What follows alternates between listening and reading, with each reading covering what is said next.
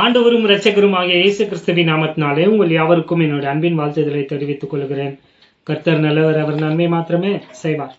இந்த நாளின் வேத தியானத்திற்காக அப்போஸ்தலர் நடபடிகள் 2ஆம் அதிகாரம், 3ஆம் அதிகாரம், 4ஆம் அதிகாரம், 5ஆம் அதிகாரம், 6ஆம் அதிகாரம் மற்றும் 7ஆம் அதிகாரத்தை நாம் தியானிக்க போகிறோம். அதாவது 6 அதிகாரங்களை நம்ம என்ன பண்ண போகிறோம், தியானிக்க போகிறோம். ரொம்ப பெரிய வேத பகுதி. ஸோ இன்னைக்கு செம்ம விருந்து நம்மளுக்கு காத்துட்டு இருக்கு.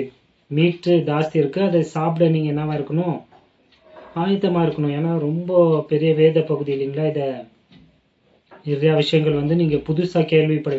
அஃப்கோர்ஸ் எல்லா பாடத்துலையும் நீங்கள் ரொம்ப புதுசாகவும் அதிர்ச்சி ஊட்டும் செய்திகளை தான் கேட்டுட்டு இருக்கிறீங்க. இதில் இன்னும் அதிகமாக நீங்கள் கேட்க போகிறீங்க. முடிஞ்சா எல்லாத்தையும் எழுதி வச்சுக்கோங்க, அல்லது அப்புறமா நீங்கள் இதை கேட்டுக்கோங்க. ஸோ இந்த அதிகாரத்தை தியானிக்கணும்னா இதற்கு பின் நிலவரம், பேக்ரவுண்ட் தேவை இல்லைங்களா. ஸோ அந்த பேக்ரவுண்டை முதல்ல பார்த்துட்டு அப்புறமா நம்ம இந்த பாடத்திற்கு வருவோம். லூக்கா எழுதின சுவிசேஷ நூல் 13ஆம் அதிகாரம் வசனம் 1லிருந்து 9 வசனங்களை நம்ம இன்னைக்கு தியானிக்க போகிறோம். ஆனால் இதை நம்ம தியானிக்க கூட நமக்கு என்ன தேவைப்படுது பார்த்தீங்கன்னா, பேக்ரவுண்ட் தேவைப்படுது. அப்போஸ்தலர் நடபடிக்கை நம்ம தியானிக்க இங்கே நான் இல்லைங்களா பின்னிலவரத்துக்கு. ஸோ இந்த அதிகாரத்தை நம்ம அப்படியே தியானிக்க முடியாது. ஏன்னா பேக்ரவுண்ட் கான்டெக்ட் எல்லாம் வேணும் இல்லைங்களா. இந்த லூக்கா 12ஆம் அதிகாரம் 13ஆம் அதிகாரம் ஒன்றா ஆண்டவர் என்ன பண்ணுறாரு, அவருடைய சீஷருக்கும் திரளான ஜனங்களுக்கும் என்ன பண்ணுறாரு, அட்ரஸ் பண்ணுறாரு. 12ஆம் அதிகாரம் 13ஆம் அதிகாரம் வசனம் 1லிருந்து 9. ஸோ 12ஆம் அதிகாரம் 1வது வசனத்தை பாருங்களேன். அத்தருணத்திலே அநேகம் ஆயிரம் ஜனங்கள் ஒருவரை ஒருவர் மிதிக்கத்தக்கதாக கூடி வந்திருக்கையில், அநேக ஆயிரம் ஜனங்கள், அதாவது மல்டிடியூட் இல்லைங்களா, பெரிய க்ரௌடு, ஆயிரம் ஜனங்கள் என்ன பண்ணிட்டு இருக்கிறாங்க, ஆண்டவரை கிட்ட நெருங்கிட்டு இருக்கிறாங்க. அவ்வளோ 1000 ஜனங்களை பார்த்து ஆண்டவர் என்ன பண்றாரு, அவருடைய சீஷர்களுக்கும் அந்த ஜனத்தையும் பார்த்து என்ன பண்றாரு, அட்ரஸ் பண்றாரு, அவங்களோடு பேசுறாரு. தற்போதைய நேரம் அல்லது காலம் எவ்வளவு முக்கியம் வாய்ந்தது என்பதை பகுத்து அறியும்படியாக அங்க இருந்த ஜனங்களுக்கு ஆண்டவராகிய இயேசு கிறிஸ்து என்ன பண்றாரு, வலியுறுத்துகிறார். பாருங்க, இப்போ நீங்க வாழ்ந்து கொண்டிருக்கிற இந்த காலம் ரொம்ப முக்கியமான காலம்.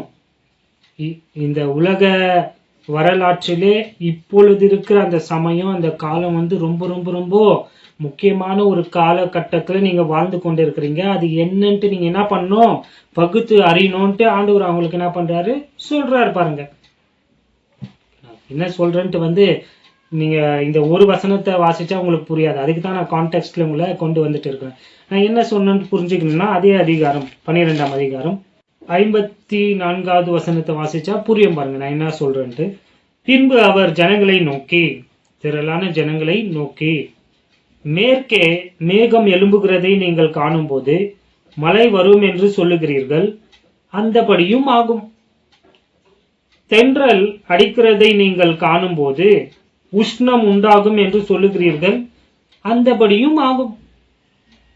மாயக்காரரே, பூமியின் தோற்றத்தையும் வானத்தின் தோற்றத்தையும் நிதானிக்க உங்களுக்கு தெரியுமே, இந்த காலத்தையோ நிதானியாமற் போகிறது என்ன அப்படின்ட்டு ஆண்டவர் அவங்க கிட்ட ஒரு கேள்வியே கேட்கிறார், கேள்வியே முன்வைக்கிறார். பாருங்க என்ன சொல்றாரு, இந்த தற்போது அந்த காலம் எவ்வளோ முக்கியம் வாய்ந்தது என்பதை அவர்களுக்கு விளக்கும்படியாக ஆண்டவர் 2 உதாரணங்களே அங்க சொல்றாரு, அல்லது வெதர் ரிப்போர்ட்டை அவங்களுக்கு காட்டுறாரு. பாருங்க என்ன, அதாவது மேற்குல மேகமூட்டமாக இருக்கிறப்போ நீங்க என்ன நிதானிக்கிறீங்க, அது வானம் மூடிட்டு இருக்கு, மேகமூட்டமா இருக்குது, என்ன நிதானிக்கிறீங்க, இன்னைக்கு என்ன ஆக போகுது, சீக்கிரத்துல மழை வரப்போகுதுப்பான்னு சொல்றீங்க.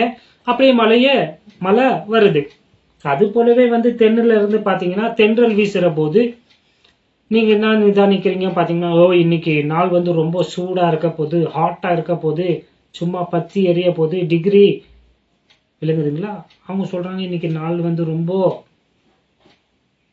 ஹாட்டா இருக்க போகுது, சூடா இருக்க போகுது அப்படின்ட்டு சொல்றீங்க. அது போலவே பாத்தீங்கன்னா அப்படிதான் நடக்குது. அவங்க ப்ரிடிக்ட் பண்றாங்க இல்லைங்களா, அது அப்படியே நடக்குது. ஆனா தற்போது அவங்க வாழ்ந்து கொண்டிருந்த அந்த காலம், அந்த நேரம் எப்படியாப்பட்டது என்பதை வந்து அவங்க என்ன பண்ணல, நிதானிக்கல பாருங்க. அவங்க ப்ரிடிக்ட் பண்ணல, டிசர்ன் பண்ணல. ஸோ ஆண்டவர் அவங்கள பார்த்து கடிந்து கொள்றாரு. வெதர் ரிப்போர்ட்டுங்க ரொம்ப ஆண்டவர் ரொம்ப ப்ராக்டிக்கலுங்க. ஆண்டவருடைய உதாரணங்கள் எல்லாம் பார்த்தீங்கன்னா எங்கேயோ ஏதோ யாருக்கும் தெரியாத ஒரு சம்பவத்துல இருந்தெல்லாம் அவர் என்ன பண்ணியிருக்க மாட்டாரு, அவங்களுக்கு உதாரணமாக சொல்லியிருக்க மாட்டார். கவனிச்சு பார்த்தீங்களா, ரொம்ப ரொம்ப சிம்பிள். காகங்களை கவனித்து பறவைகளை பாருங்களேன், ஆமாவா இல்லைங்களா? அவருடைய பேரபிள்ஸ், அந்த ஓமைவான, ஏன்னா அது ராஜ்யத்துக்குரியவைகள் மறைக்கப்பட்டிருக்கு. ஒரு விஷயத்தை புரிய வைக்கும்படியாக அவர் எடுக்கிற அந்த உதாரணங்கள் எல்லாம் பார்த்தீங்கன்னா ரொம்ப ரொம்ப சிம்பிளா இருக்கும். குழந்தைங்களுக்கு கூட என்ன ஆகாது, புரியும். இங்க கூட சொல்றாரு, இது வந்து ரொம்ப பெரிய விஷயம் எதையோ மறைப்பொருள் எதையும் சொல்லாம, வானத்தை பாருங்கப்பா, அங்க வானம் மூடிட்டு இருந்தா நீங்க என்ன ப்ரெடிக்ட் பண்றீங்க, என்ன சொல்றீங்க, இன்னைக்கு மழை வரப்போகுதுன்னு சொல்றீங்க. நீங்க காத்து சூடு அடிக்கிறப்போ இன்னைக்கு வந்து நாள் எப்படி இருக்க போகுது, சும்மா ஹாட்டா இருக்க போகுது, கொதிக்க போகுது அப்படின்ட்டு சொல்றீங்க. இங்க ஆண்டவர் அந்த சொன்ன அந்த டைரக்ஷன்ஸ் எல்லாம் ரொம்ப முக்கியமானது. அவர் சொல்றாரு இல்லைங்களா, நீங்க மேற்கு வெஸ்ட பாத்தீங்கன்னா, வெஸ்ட்ல என்ன இருக்கு பாத்தீங்கன்னா மத்திய கடல் இருக்குங்க. அதாவது கடல் மேல வந்து மேகமூற்றமா இருக்கிறப்பவே உங்களுக்கு தெரியுது இன்னைக்கு சீக்கிரத்துல மழை வரப்போகுதுன்ட்டு. வெதர் ரிப்போர்ட் எல்லாம் நீங்க பாக்குறீங்க இல்லைங்களா, அது போல ஆண்டு சொல்றாரு, மத்திய திரைக்கடல்ல வந்து நீங்க பாக்குறப்ப அந்த டைரக்ஷன்ல மேகமூட்டமா இருந்தா மழை வரப்போகுதுன்னு சொல்றீங்க. அது அப்படியே ஆகுது பாருங்க, கரெக்டு தான் உங்களோட ப்ரெடிக்ஷன். அது போலவே வந்து தென் பக்கத்துல நீங்க பாத்தீங்கன்னா அங்க என்ன இருக்கு பாத்தீங்கன்னா, அரேபியா பாலைவனம் இருக்கு, அரேபியன் டெசர்ட் இருக்கு தென் பக்கத்துல இஸ்ரேல்ல இருந்து.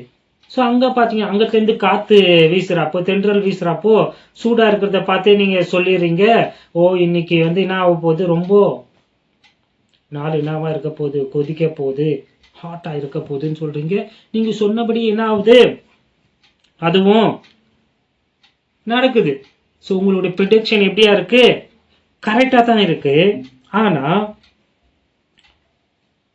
பாருங்க, நல்லா நீங்க கவனிச்சீங்கன்னா, இப்போ இவங்க எல்லாம் வந்து அறிஞ்சு கொள்றாங்க இல்லைங்களா, இப்படி மேகமூட்டம் பார்க்குறப்போ மழை வருது, இந்த மாதிரி தென்றல் காற்று வீசுறப்போ வந்து நாள் வந்து இன்னைக்கு ஹாட்டா இருக்க போகுதுன்றத வந்து எல்லா சாமானிய மக்கள் எல்லோருக்குமே என்ன ஆகுது, தெரியுது இல்லைங்களா. இதை தெரிந்து கொள்வதற்கு வந்து நீங்க வந்து எந்த ஒரு நிபுணர்கள் கிட்ட போயிட்டு, எக்ஸ்பர்ட் கிட்ட போயிட்டு ஆலோசனை கேட்க வேண்டிய அவசியம் உங்களுக்கு ஏற்படல, அவசியம் இல்லை. ஏன்னா நீங்களே அது கரெக்டா என்ன பண்ணிடுறீங்க, ப்ரிடிக்ட் பண்ணிடுறீங்க இல்லைங்களா. ஸோ எந்த ஒரு நிபுணருடைய ஆலோசனைகள் எல்லாம் தேவை உங்களுக்கு படுறது இல்லை. எதையும் அப்சர்வ் பண்றதுலயே நீங்க என்ன பண்ணிடுறீங்க, பார்த்து அதுலயே நீங்க கணிக்கிறீங்க, அது அப்படியே நடக்குது இல்லைங்களா. அது போலவே இப்பொழுது அவங்க வாழ்ந்து கொண்டிருந்த அந்த காலம் வந்து வரலாற்றுல அல்லது உலக வரலாற்றிலேயே ரொம்ப முக்கியமான காலகட்டத்துல அவங்க வாழ்ந்து கொண்டு இருக்கிறாங்க. அங்க வந்து எத்தனையோ விதமான எவிடன்ஸ் ஆண்டவர் வந்து அவங்களுக்கு, ஆண்டவராகி இயேசு கிறிஸ்து என்ன பண்றாரு, கொடுத்துட்டே இருந்தார். அவர் போற இடத்துல எல்லாம் என்ன பண்ணிட்டே இருந்தார், அற்புதம் அதிசயங்கள் இதெல்லாத்தையும் செய்தார் இல்லைங்களா. அங்க இருந்த ஜனங்கள் எல்லாம் என்ன பண்றாங்க, அற்புதங்களை எல்லாம் பெற்றுக்கொள்றாங்க, அதிசயங்கள் எல்லாம் பார்க்கிறாங்க. குருடருக்கு வந்து அவர் என்ன கொடுக்கிறாரு, பார்வை கொடுக்கிறார், செவிடர்களுக்கு கொடுக்கிறார், காது கொடுக்க, முடவர்கள் நடக்க செய்யறாரு, மரித்தவர்களை வந்து உயிரோடு எழுப்புறாரு. இப்படி வந்து பல்வேறு மலை போன்ற எத்தனை திரளான அற்புதங்கள் அதிசயங்களை செய்து அவங்களுக்கு என்ன கொடுக்கிறாரு, ஆதாரங்களை கொடுக்கிறாரு. இதெல்லாம் வைத்து அங்க இருந்த ஜனங்கள் வந்து என்ன பண்ண தவறிட்டாங்கன்னு பாத்தீங்கன்னா, அந்த காலம் என்னத்தை குறிக்கிறது அல்லது இந்த அற்புதம் அதிசயங்கள் எல்லாம் என்னத்தை குறிக்கிறது என்பதை வந்து அவங்க என்ன பண்ணாம போயிட்டாங்க, நிதானிக்காம போயிட்டாங்க. அதுதான் ஆண்டவருடைய பாயிண்ட். இப்போ ஆண்டவராக இயேசு கிறிஸ்துவை குறித்து, மெசியாவை குறித்து பல்வேறு தீர்க்க தரிசனங்கள், நூற்றுக்கணக்கான தீர்க்க தரிசனங்கள் உரைக்கப்பட்டிருக்கு இல்லைங்களா. அதெல்லாம் இவருடைய வாழ்க்கையில வந்து நடந்து கொண்டிருக்கு. ஏசாயா 61 அதிகாரத்துல சொன்னபடியே இவர் என்ன பண்றாரு, மரித்தோர்களை வந்து உயிரோடு எழுப்புறாரு, பார்வை இல்லாதவங்களுக்கு பார்வை கொடுக்குறாரு, செவிடர்களுக்கு கேட்கிற திறன் கொடுக்குறாரு, முடவர்கள் நடக்கிறாங்க, தரித்திரருக்கு சுவிசேஷம் அறிவிக்கப்படுகிறது. இப்படி தீர்க்கதரிசிகளால் சொல்லப்பட்ட அனைத்துமே வந்து இயேசு கிறிஸ்துவினுடைய வாழ்க்கையிலே நிறைவேறி கொண்டிருக்கு. இதெல்லாம் பார்த்து வந்துமே அவங்களுக்கு தெரிஞ்சிருக்கணும், இவர் யாரு, இவர் தான்ப்பா வேதத்துல சொல்லப்பட்ட மெசியான்ட்டு தெரிஞ்சிருக்கணும் இல்லைங்களா? ஆனா அவங்க யாருமே அதை வந்து என்ன பண்ணல, நிதானிக்கல பாருங்க. அதுதான் ஆண்டவருடைய பாயிண்டிங்க. இவ்வளோ சாட்சிகள், இவ்வளோ ப்ரூஃப்ஸ், அடையாளங்கள் எல்லாம் இருக்கு, அவரை குறித்து சொல்லப்பட்டதெல்லாம் அவங்க கண்ணு முன்னாடி நடந்துட்டு இருக்கு, அவங்களுடைய வாழ்க்கையிலும் நடந்து கொண்டு இருக்கு. சுகத்தையும் ஆசீர்வாதத்தையும் அற்புதங்கள் இதெல்லாம் பெற்றுக்கொண்டுங்க. இதெல்லாம் ஏன் நடக்குது, இதை செய்யற இவர் யாருன்ட்டு என்ன பண்ணல, நிதானிக்காம எல்லாருமே சுய லாபத்திற்காக அவரை பின்பற்றினாங்க. அவர்கிட்ட இருந்து ஆசீர்வாதங்களை பெற்றுக்கொண்ட ஜனங்கள், அவர் யாரு, அவருடைய வாழ்க்கை, அவருடைய அற்புதங்கள் எல்லாம் என்ன அவங்களுக்கு சொல்லுது என்பதை வந்து அவங்க என்ன பண்ணல, நிதானிக்கல பாருங்க. அவங்களுக்கு வந்து எப்படி ஒரு வெதர் கண்டிஷன் புரிந்து கொள்ள, அல்லது அதாவது உதாரணம் சொன்னேன் இல்லைங்களா, அதை வந்து சாமானிய மக்களுக்கே தெரியுது இல்லைங்களா. மேகம் மூடுறப்போ மழை வர போகுதுன்ட்டு, சூடா காற்று வராப்போ, தென்றல் காற்று வராப்போ இன்னைக்கு ஹாட்டா இருக்க போகுது அப்படின்ட்டு அவங்களுக்கு எந்த நிபுணர்களும் தேவைப்படலை இல்லைங்களா. அது போலவே இந்த ஜனங்களுக்கு கூட எந்த ஒரு நிபுணர்கள் வந்து தேவை அவசியம் இல்லை பாருங்க. நிபுணர்கள் நான் சொல்றது யாருன்னு பாத்தீங்கன்னா, பரிசேயர்கள், சதுசேயர்கள், வேத பாரகர்கள், இவங்களுடைய உதவி ஆலோசனை எல்லாம் அப்பொழுது வாழ்ந்த அந்த ஜனங்களுக்கு தேவைப்படலைங்க. ஏன்னா அவங்க கண்ணு முன்னாடியே வந்து எல்லாமே நடந்து கொண்டு இருக்கிறது. அவங்களே அதை கொஞ்சம் நிதானிச்சு பார்த்திருந்தா அவங்களுக்கே தெரிஞ்சிருக்கும், ஓ இவர் தான் யாரு, மெசியான்னு அறிஞ்சிருப்பாங்க. ஆனா இவங்க வந்து என்ன பண்ணல, அதை நிதானிக்கல பாருங்க. இந்த மத தலைவர்கள் இவங்களுடைய உதவியோ ஆலோசனையோ இதெல்லாம் அவங்களுக்கு தேவைப்படல. அவங்களாகவே வந்து பார்த்திருந்தாலே ஈஸியா என்ன பண்ணிருக்கலாம், ஓ இவர் தாப்பா மெசியான்ட்டு அறிஞ்சு கொண்டிருக்கலாம். பட் அவங்க என்ன பண்ணல, அந்த காலத்தை அவர்கள் அறியாமல் போனபடியினாலே வந்து ஆண்டவர் அவங்களை என்ன பண்றாரு, கடிந்து கொள்றாரு பாருங்க. லூக்கா 19ஆம் அதிகாரம் 41வது வசனத்தை பாருங்களேன். அவர் சமீபமாய் வந்த போது நகரத்தை பார்த்து அதற்காக கண்ணீர் விட்டு அழுது. அதாவது என்ன சம்பவம் பாத்தீங்கன்னா, பாம் சண்டே, குருத்தோலை ஞாயிறு, ஆண்டவராக இயேசு கிறிஸ்து கழுதையின் மேல வராரு இல்லைங்களா. ஸோ எருசலேம் கிட்ட வராரு. எருசலேமை பார்த்தீங்கன்னா அவர் என்ன பண்றாரு, கண்ணீர் விட்டு அழுகுறாருங்க. ஏன் அழுகுறாரு, உனக்கு கிடைத்த இந்த நாளிகையாகிலும் உன் சமாதானத்திற்கு ஏற்றவைகளை நீ அறிந்திருந்தாயானால் நலமாயிருக்கும். இப்பொழுதோ அவைகள் உன் கண்களுக்கு மறைவாய் இருக்கிறது. உன்னை சந்திக்கும் காலத்தை நீ அறியாமல் போனபடியால் உன் சத்துருக்கள் உன்னை சூழ மதில் போட்டு உன்னை வளைந்து கொண்டு எப்பக்கத்திலும் உன்னை நெருக்கி உன்னையும் உன்னிலுள்ள உன் பிள்ளைகளையும் தரையாக்கி போட்டு உன்னிடத்தில் ஒரு கல்லின் மேல் ஒரு கல் இராதபடிக்கு செய்யும் நாட்கள் உனக்கு வரும் என்றார். ஸோ இங்க பாத்தீங்கன்னா ஆண்டவர் சொல்றாரு, உங்களை சந்திக்கும் அந்த காலத்தை நீங்க என்ன பண்ணாம போயிட்டீங்க, அறியாம போயிட்டீங்க. The day of his visitation, ஆண்டவராக இயேசு கிறிஸ்துவினுடைய அந்த சந்திக்கும் காலத்தை அவங்க என்ன பண்ணாம போயிட்டாங்களா, அறியாமல் போயிட்டாங்களா. அதுதாங்க ஆண்டவர் சொல்றாரு. 3 வருஷம் ஆண்டவர் வந்து என்ன பண்ணிட்டு இருக்கிறாரு, அவங்களுக்கு வேத வாக்கியங்கள்ல தீர்க்கதரிசிகள் எல்லாம் சொன்னதை எல்லாம் அவங்க கண்களுக்கு முன்பதாகவே அவர் என்ன பண்ணாரு, செய்தாருங்க.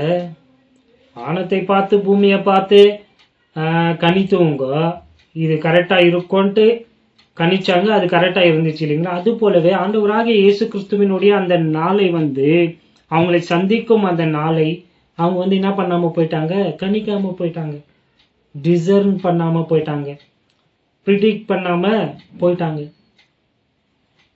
இதற்கு வந்து நீங்க இவங்கள குறை சொல்லவோ அவங்கள குறை சொல்ல வேண்டிய அவசியமே கிடையாது, சொல்லவும் கூடாது.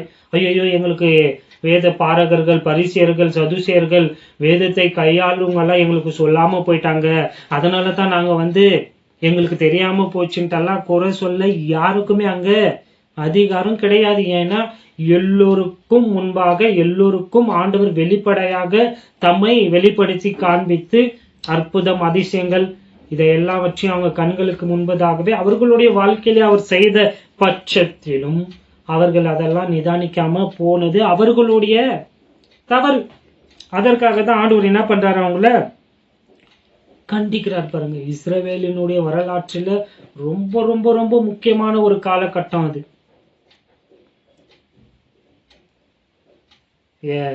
They did not see or realize the pivotal time. அதாவது அந்த காலத்தினுடைய அந்த அருமையை அவர்கள் என்ன பண்ணாம போயிட்டாங்க,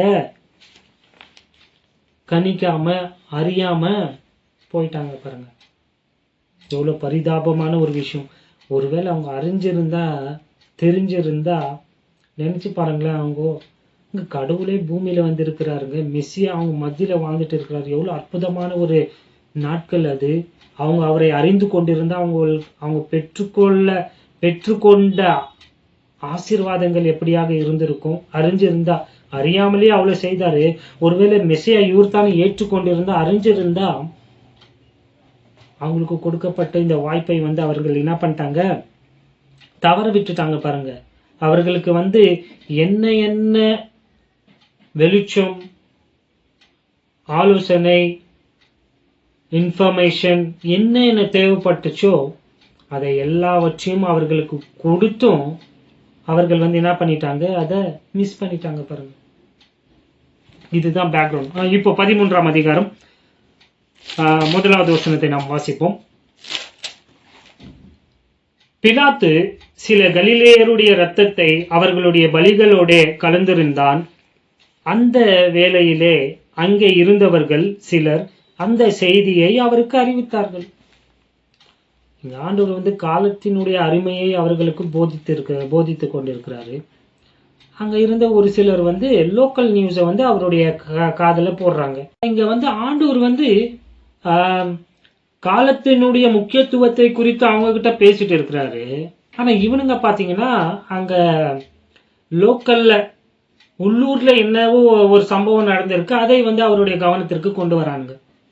என்னடா இது கான்டெக்ஸ்ட் அவுட்ல இருக்கே அப்படின்ட்டு யோசிக்க தோணுது நமக்கு, ஆமாவா இல்லைங்களா?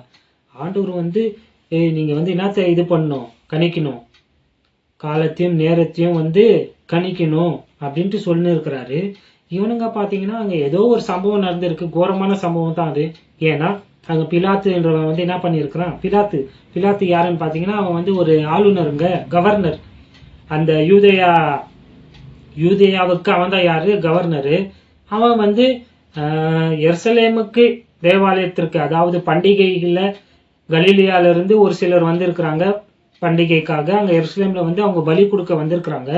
பலி கொடுக்கிறப்போ வந்து இந்த ஆளுநர் பிலாத்து என்ன பண்ணியிருக்கான், அவங்கள சாகடிக்கும்படியாக கட்டளை கொடுத்திருக்கிறான். அது போலவே அவங்கள வந்து என்ன பண்ணியிருக்கிறாங்க, சாகடிச்சிருக்கிறாங்க. அவங்களுடைய ரத்தங்கள் வந்து அந்த பலிகளோட வந்து என்ன பண்ணிருக்கு, கலந்துருக்கு. இது ஒரு கோரமான சம்பவம் தான். ஆனா அதை ஏன் இங்க கொண்டு வந்தானுங்க, கேள்வி தானே. நல்லா கவனிச்சு பாத்தீங்கன்னா அவங்க எந்த கேள்வியும் கேட்கலங்க. 1வது வசனத்தை நீங்க நல்லா வாசிச்சு பாருங்க, அவங்க கேள்வியே கேட்கல, கொஸ்டினே கேட்கல. ஆனா ஆண்டவர் வந்து அவங்க என்ன நினைக்கிறாங்கன்ட்டு அறிந்து கொண்டு, மனுஷனும் முகத்தை பார்க்கிறான், ஆண்டவர் இருதயத்தை ஆராய்ந்து அறிகிறார் இல்லைங்களா, இங்க அறிகிறார் பாருங்க. அவனுங்க நினைக்கிறத வந்து அவர் பார்த்துட்டு தான் அங்க சொல்றாரு. 2வது வசனத்துல இயேசு அவர்களுக்கு பிரதி உத்தரமாக, அந்த கலிலியருக்கு அப்படிப்பட்டவைகள் சம்பவித்ததினாலே மற்ற எல்லா கலிலேயரை பார்க்கிலும் அவர்கள் பாவிகளாய் இருந்தார்கள் என்று நினைக்கிறீர்களா? பாத்தீங்களா, அவங்க உள்ள நினைக்கிறத அப்படியே அவர் வெளியரங்கமா காட்டிட்டார். இவனுங்க செத்ததுக்கு வந்து இவங்க வந்து மற்ற கலிலியர்கள், அவங்க நாட்டுல அவங்க கிராமத்துல இருக்கிற அந்த ஊர்ல இருக்கிறவங்களை பார்க்கலும் இவங்க வந்து ரொம்ப மோசமான பாவிங்கன்ட்டு நீங்க நினைக்கிறீங்களா? பாருங்க, அங்க இருந்தவங்களுடைய தத்துவம் என்னன்னு பாத்தீங்கன்னா, பிலாசபி என்னன்னு பாத்தீங்கன்னா, இந்த உலகத்துல எது நடந்தாலும் வந்து அதற்கு ஒரு காரணம் இருக்கு. எதுவுமே வந்து என்னவா நடக்காது, எதிர்பாராமலாம் எதுவும் நடக்கிறது கிடையாது. பிலாத்து வந்து இவங்களை சாகடிச்சிருக்கிறானா, இதற்கு பின்னாடி ஏதோ இருக்கு. ஆண்டவரும் இதை அனுமதித்திருக்கிறாரு இல்லைங்களா? ஆண்டவரும் இதை அலோ பண்ணியிருக்கிறாரு. ஸோ இது மனிதனுடைய செயல் அல்ல, இதற்கு பின்னாடி ஏதோ ஒரு காரணம் இருக்கு. அந்த காரணத்தை தெரிந்து கொள்ளும்படியாக இவனுங்க ஆண்டவர்கிட்ட வந்து இந்த சம்பவத்தை வந்து என்ன பண்றானுங்க, சொல்றானுங்க. பாருங்க, விளங்குதுங்களா இல்லைங்களா? அவனுங்க நினைச்சானுங்க இந்த கலிலேயர்கள் செத்ததற்கு ஏதோ ஒரு பெரிய காரணம் இருக்குப்பா, இது இவனுங்களுக்கு வந்து சம்பவிக்க வேணும், இதற்கு இவனுங்க டிசர்வ், இது இவனுங்களுக்கு தேவைதான், ஏன்னா இவனுங்க ஏதோ பெரிய பாவம் செஞ்சிருக்கிறாங்க. ஸோ அதனால தான் இவனுங்கள் வந்து கொல்லப்பட்டு இருக்கிறாங்க. அதற்கு என்ன காரணமா இருக்கும்ட்டு யாரை கேட்குறாங்க? கேட்கல, பின்னாடி உள்ளத்துல கேட்கறது ஆண்டவர் அறிந்து கொண்டு அவர்களுக்கு அவர் பதில் கொடுக்கிறார். பாருங்க 3வது வசனம். அப்படி அல்லவென்று உங்களுக்கு சொல்லுகிறேன், நீங்கள் மனம் திரும்பாமற் போனால் எல்லோரும் அப்படியே கெட்டு போவீர்கள். இங்க இயேசு கிறிஸ்து சொல்றாரு, அப்படி இல்லை. நீங்க நினைக்கிறீங்களே அது கரெக்ட் இல்லப்பா, இவங்க வந்து ஊர்ல இருக்கிறவங்களை பார்க்கலும் இவங்க வந்து ரொம்ப மோசமான பாவிகள், அதனால தான் இவங்க எல்லாம் செத்தாங்க அப்படின்ட்டு நினைக்கிறீங்களா? அது தப்பு, அப்படி கிடையாது அப்படின்னு சொல்றாரு. நீங்க மனம் திரும்பலன்னா நீங்களும் அப்படிதான் சாவீங்க அப்படின்ட்டு சொல்றாரு. பாருங்க. ஸோ இதை வந்து கொஞ்சம் ஆராய வேணும். நம்ம இதை கொஞ்சம் ஆராய்ந்தா தான் நம்மளுக்கு புரியும். ஏன் பார்த்தீங்கன்னா, கலிலியர்கள் அவங்க கொண்டு வராங்க இல்லைங்களா, அதுல ரொம்ப ரொம்ப முக்கியமான ஒரு விஷயம் அடங்கியிருக்கு. அவங்களுடைய இன்டென்ஷன் ரொம்ப ரொம்ப கிளியரா நமக்கு தெரியும். எப்போ இந்த கலிலியர்கள் யாருன்ட்டு தியானிச்சாதான் இங்க என்ன நடக்குது, ஆண்டவர் என்ன சொன்னாருன்னு புரியும். இதெல்லாம் நம்ம தியானிக்காத பட்சத்துல இது புரியாது. அதனாலதான் இன்னைக்கு உலகத்துல வந்து நிறைய தவறான விளக்கங்கள் கொடுக்கப்பட்டிருக்கு. நம்ம இன்னைக்கு அதை கொஞ்சம் ஆராயலாம். நேரம் எடுத்தாலும் பரவாயில்ல, சத்தியத்தை கத்துக்கணும்னா கொஞ்சம் நேரம் செலவிடணும் இல்லைங்களா? உன்னை இழந்தா தான் உன்னை பெற்றுக்கொள்ள முடியும். நேரம் செலவிட்டா தான் சத்தியங்களை அறிஞ்சு கொள்ள முடியும். கலிலியர்கள், இந்த கலிலியா எங்க இருக்கு பாத்தீங்கன்னா, நீங்க உங்களுடைய வரைபடத்துல பாத்தீங்கன்னா பின்னாடி உங்க பைபிள் பின்னாடி இருக்கும் மேப்பு, இஸ்ரேல் மேப்பு போட்டு பாத்தீங்கன்னா வடப்பக்கத்துல நார்தர்ன் பார்ட்ல தான் வந்து இந்த கலிலியா இருக்கு. ஆனா அந்த கலிலியா எங்க இருக்கு பாத்தீங்கன்னா, அந்த புறஜாதியார்களுடைய அந்த பார்டர் கிட்ட இருக்கு. ஜென்டைல்ஸ் வசிக்கிற அந்த பார்டர் கிட்ட இருக்கு. நீங்க வரைபடத்துல போய் என்ன பண்ணுங்க, போட்டு பாருங்க. ஸோ இந்த எருசலேம்ல இருந்தவங்க என்ன நினைச்சானுங்க பாத்தீங்கன்னா, இவனுங்க வந்து ரொம்ப பரிசுத்தவான்களை போலவும், இவனுங்க தான் ரொம்ப ரொம்ப ஆவிக்குரியவர்கள், மற்றவர்கள் எல்லாம் வந்து யாரு கொஞ்சம் கம்மி தான் இல்லையா? நம்ம நாட்டுல ஒரு குரூப் இருக்கிறாங்க இல்லைங்களா, நாங்க வந்து ரொம்ப மேன்மையானவங்க, நாங்க உயர்ந்த ஜாதி, எங்களுக்கு தான் வந்து கடவுளை பத்தி நிறைய தெரியும், நாங்க தான் கடவுளுக்கு சேவை செய்யும்படியாக அழைக்கப்பட்டவங்க, அதற்கு தகுதி எங்களுக்கு தான் இருக்கு, மற்றவங்க எல்லாம் கீழ் ஜாதி, அவங்களுக்கு அவ்வளோலாம் ஒன்றும் தெரியாது. அதே தான் நடக்குது. நான் தான் சொல்லி இருக்கிறேன் இல்லையா, அங்கத்துல இருந்தா காப்பின்ட்டு. சரி, இங்க வந்துடலாம், பைபிளுக்கு வந்துடலாம், புரியும்படியாக சொன்னேன். அப்படியாக நினைத்தவர்கள் யாரு? இந்த எருசலேத்துல வசிச்சவங்க, ரொம்ப பரிசுத்தவான்கள் அப்படின்ட்டு. ஸோ இவங்க கலிலியர்களை எப்பவுமே எப்படித்தான் பார்த்தாங்க? ரொம்ப தாழ்வாகத்தான் பார்த்தாங்க. இன்னொரு விஷயம் தெரியுங்களா உங்களுக்கு? இந்த கலிலியால தாங்க ஆண்டவராக இயேசு கிறிஸ்து வளர்ந்தார். படிச்சது நாசரேத் ஊர் இல்லையா? நாசரேத்து கிராமம் எங்க இருக்கு? கலிலியால இருக்கிற ஒரு சிறிய குக் கிராமம் தாங்க நாசரேத்து. நீங்க இப்போ இருக்கிற நாசரேத்தை பார்த்தீங்கன்னா உங்களுக்கு புரியாது. இப்போ ஏன் நாசரேத் அப்படி இருக்குன்னா, அது பில்கிரிம் பிளேஸ், அதனால அப்படி இருக்கு, கிறிஸ்தவர்களால அப்படி இருக்குது.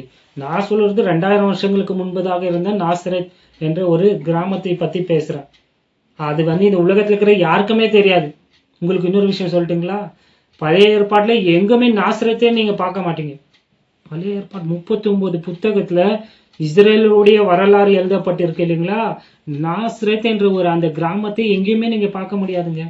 அது அவ்வளோ சிறிய கிராமம். ஒரு சில 100 பேர் தான் அங்க வாழ்ந்ததாக சரித்திரவாளிகள் சொல்றாங்க, ஹிஸ்டோரியன்ஸ் சொல்றாங்க. ஏன்னா அது ஒரு டிஸ்பைஸ்ட் பிளேஸுங்க. அது வந்து புறக்கணிக்கப்பட்ட, அற்பமாக எண்ணப்பட்ட ஒரு இடம் தான் எது? கலிலியா. கடந்த பாடல அதுக்கு முன்னாடி கூட சொன்னேன் இல்லைங்களா, இயேசு கிறிஸ்து ஊழியம் செய்தது வளர்ந்தது கலிலியா நாசரேத் கிராமத்துல தான். அவர் ஊழியம் செய்ததெல்லாம் எங்க தான்? கலிலியாவில தான். எல்லா அப்போஸ்தலர்களும் யார் தான்? கலிலியர்கள் தான், ஒருத்தனை தவிர யூதாஸ். புரியுதுங்களா? ஸோ இந்த கலிலியா வந்து ரொம்ப ரொம்ப வந்து புறக்கணிக்கப்பட்ட, தாழ்வாக கருதப்பட்ட ஒரு இடம். அதுலயும் நாசரேத்து கிராமம் வந்து யாராலுமே அறியப்படாத ஒரு இடம். உலகத்துல இருக்கிற யாருக்குமே நாசரேத்துனா தெரியாது. இஸ்ரேல்லே சிலருக்கு அது தெரியாது. ஒரு சிலருக்கு மாத்திரம்தான் அது தெரியும். நீங்க நல்லா கவனிச்சு பார்த்தீங்கன்னா, வேதத்தை வாசிச்சீங்கன்னா, நத்தானியல் கிட்ட இயேசு கிறிஸ்து நசரனாகிய இயேசுவை பற்றி சொல்றாங்க இல்லைங்களா? அப்ப நத்தானியல் என்ன சொல்றாரு? நாசரத்துல இருந்து எதனா ஒரு நல்ல விஷயம் வருமாப்பா சொன்னானா இல்லைங்களா? வாசிது இல்லைங்களா? நான் டிஸ்கிரிப்ஷன் பாக்ஸ்ல வேணும்னா அந்த வசனத்தை உங்களுக்கு கொடுக்குறேன். நத்தானியல் சொல்றாரு, could any good thing come out of Nazareth? எதனா ஒரு நல்ல விஷயம் போய் அங்கத்துல இருந்து வரமாப்பா அப்படின்னு சொல்றாரு. அப்பனா அதுல இருந்து தெரியுது அந்த இடம் எப்படியாப்பட்டதுன்ட்டு. ஏன்னா இந்த நாசரத் என்ற ஒரு கிராமம் வந்து யாரு வசிச்ச இடம் பார்த்தீங்கன்னா, ரொம்ப ரொம்ப ரொம்ப ஏழைப்பட்டவங்க வசிச்ச ஒரு இடங்க அது. அங்க நிறைய திருட்டு பயணங்க இருந்த இடம். இது ஆங்கிலத்துல வந்து கெட்டோ அப்படின்னு சொல்லுவாங்க, கெட்டோஸ். அதாவது இப்ப நம்ம நாட்டிலேயே ரொம்ப ரொம்ப ஏழைப்பட்டவங்க எங்கெங்க வாழ்வாங்க? ஸ்லம்முல வாழ்வாங்க இல்லைங்களா? ஆமாங்க. இப்ப ஸ்லம்முன்னு நம்ம சொல்றோம் இல்லைங்களா? அப்போதைக்கு நாசரேத்து தான் எது? ஸ்லம்முங்க. இயேசு கிறிஸ்து வந்து எப்படியாப்பட்ட ஒரு இடத்துல வந்து வளர்க்கப்பட்டு இருக்கிறாங்கன்ட்டு நீங்க பாருங்க. அதாவது சிறுபான்மை மக்கள் வசிக்கிற ஒரு ஏழை நகரப்புற இடம் தான் வந்து எது பார்த்தீங்கன்னா நாசரேத்துங்க. பாருங்க, இயேசு கிறிஸ்து வந்து பைபிள் வந்து நீங்க வந்து சும்மா வாசிச்சா சத்தியம் உங்களுக்கு புரியாது.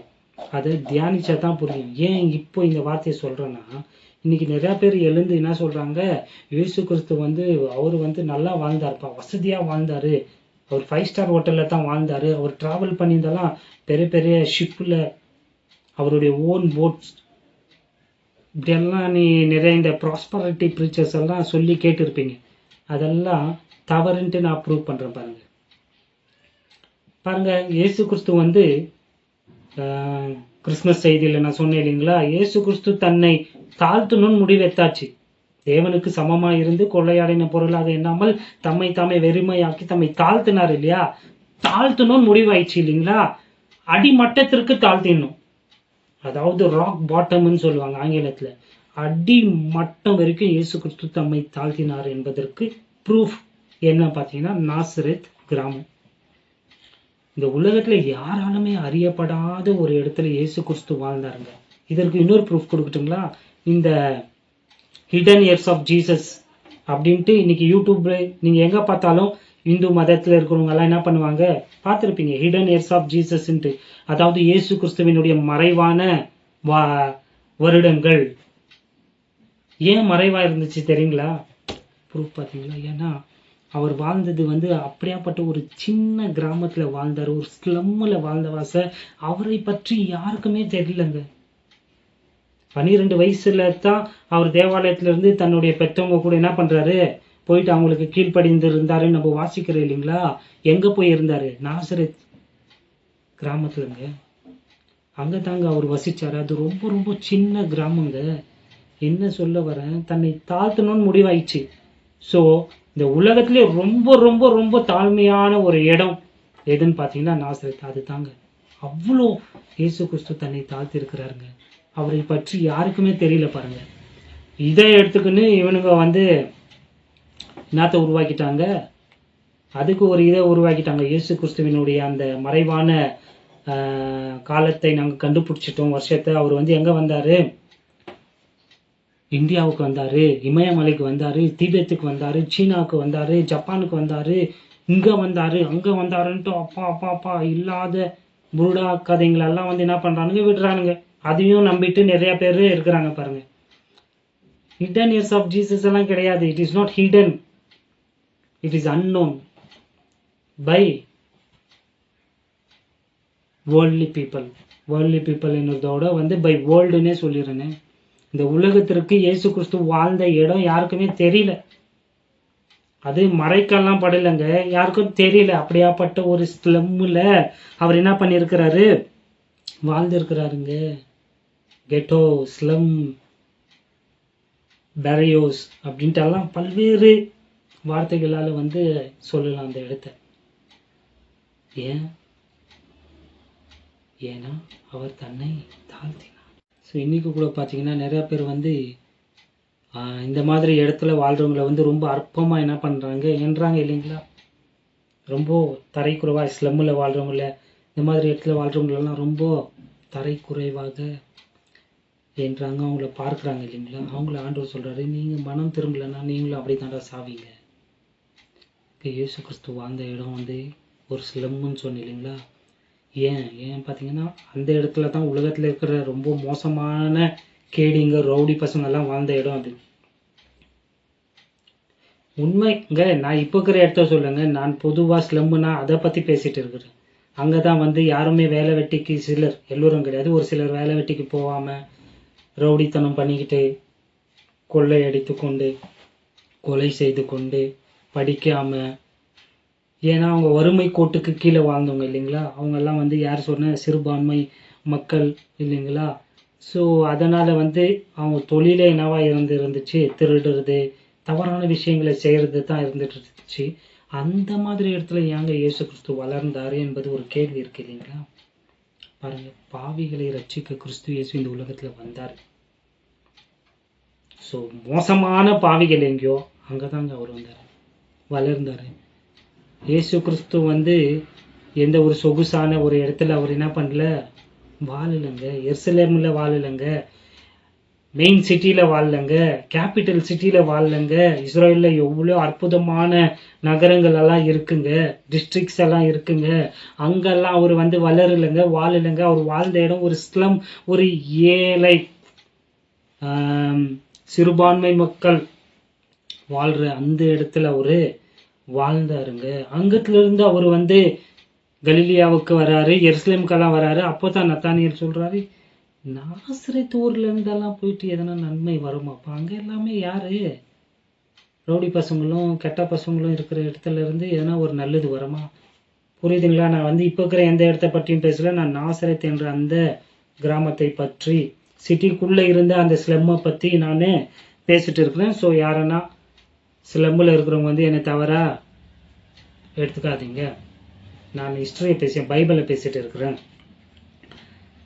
ஸோ ஆண்டவர் வந்து அவங்களுக்கு பதில் இப்படியாக நினைச்சவங்களுக்கு தான் ஆண்டவர் வந்து பதில் சொல்றாரு, நீங்க நினைக்கிறது தப்பு, நீங்க மனம் திரும்பலன்னா நீங்களும் வந்து என்ன பண்ண போறீங்க, மறிக்கத்தான் போறீங்க, அழிஞ்சு போக போறீங்க, கெட்டு போக போறீங்கன்ட்டு ஆண்டவர் அவங்களுக்கு சொன்னாரு. இது வந்து ஆண்டவருடைய செயல் கிடையாது. அதாவது அந்த கலிலியர்கள் சாகப்பட்டது வந்து ஆண்டவருடைய செயல் கிடையாது, இது பிலாத்துவினுடைய செயல். அதாவது it is not man made disaster, it is man made disaster, it is not God's disaster. அதாவது இந்த அழிவு வந்து மனிதனாலே உருவாக்கப்பட்ட ஒரு அழிவு, இது கடவுளுடைய செயல் கிடையாது அப்படின்றத இயேசு கிறிஸ்து திட்ட தெளிவாக அவங்க சொல்லிட்டாருங்க.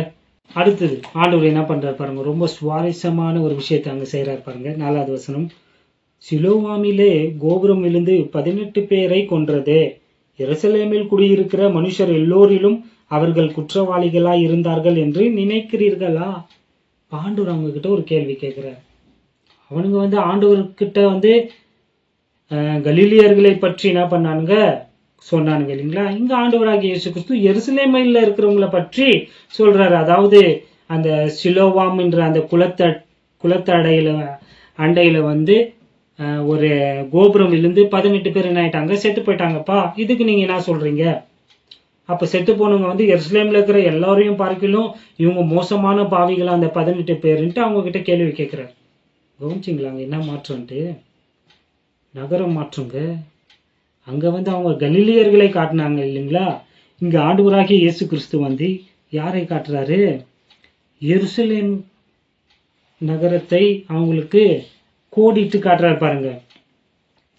இப்ப எருசலேம்ல வந்து எல்லாம் மகா பரிசுத்தவான்கள்ன்ட்டு தான் நீங்க சொல்லிட்டு தெரிஞ்சிங்க. எருசலேமில் அதுவும் வழிபாட்டு அந்த இடத்துல அந்த குளம்ங்க, சிலோவாம் குளம், நீங்க வாசிச்சிருப்பீங்க.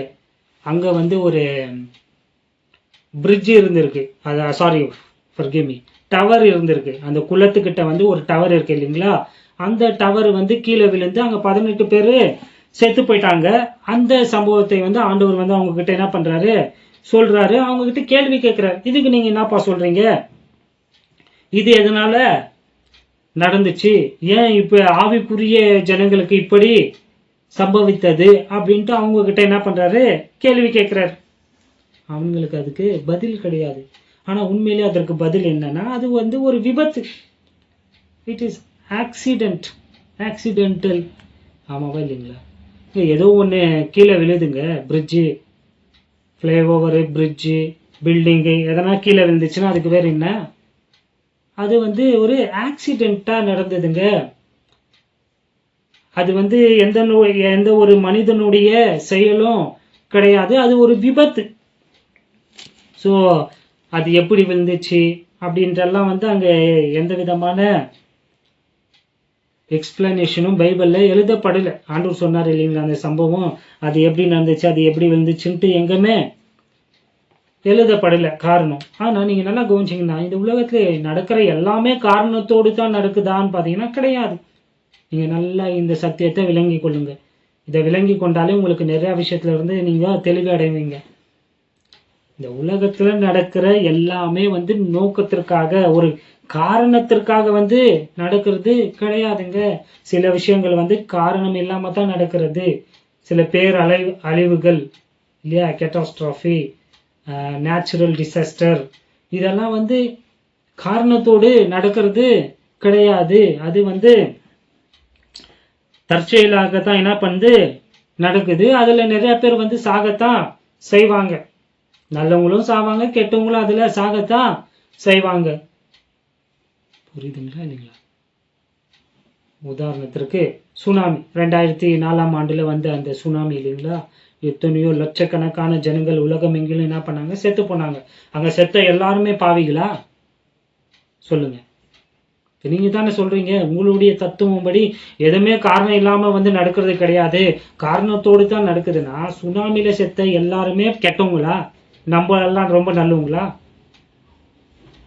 புரியுதுங்களா இல்லைங்களா? சில விஷயங்கள் வந்து அது பேரழிவுகள்ங்க, கேட்டாஸ்ட்ராஃபின்னு சொல்றாங்க இல்லைங்களா, அந்த கேட்டாஸ்ட்ராஃபி, நேச்சுரல் டிசாஸ்டர்ஸ் எல்லாம் வந்து அது ஆக்சிடென்ட்டா நடக்கிற விஷயங்கள்ங்க. அதனால அதை வைத்து கொண்டு வந்து அதுல செத்தவங்கெல்லாம் கொடூரமான பாவிகள்னு சொன்னீங்கன்னா நீ யாரு, உனக்கு அறிவில்லைன்னு அர்த்தம். தவறான நேரத்துல தவறான இடத்துல இருக்கிறப்போ, தவறான விஷயங்கள் நடக்கிறப்போ, தவறாக சில விஷயங்கள் மனிதர்களுக்கு நேரிடுகிறது.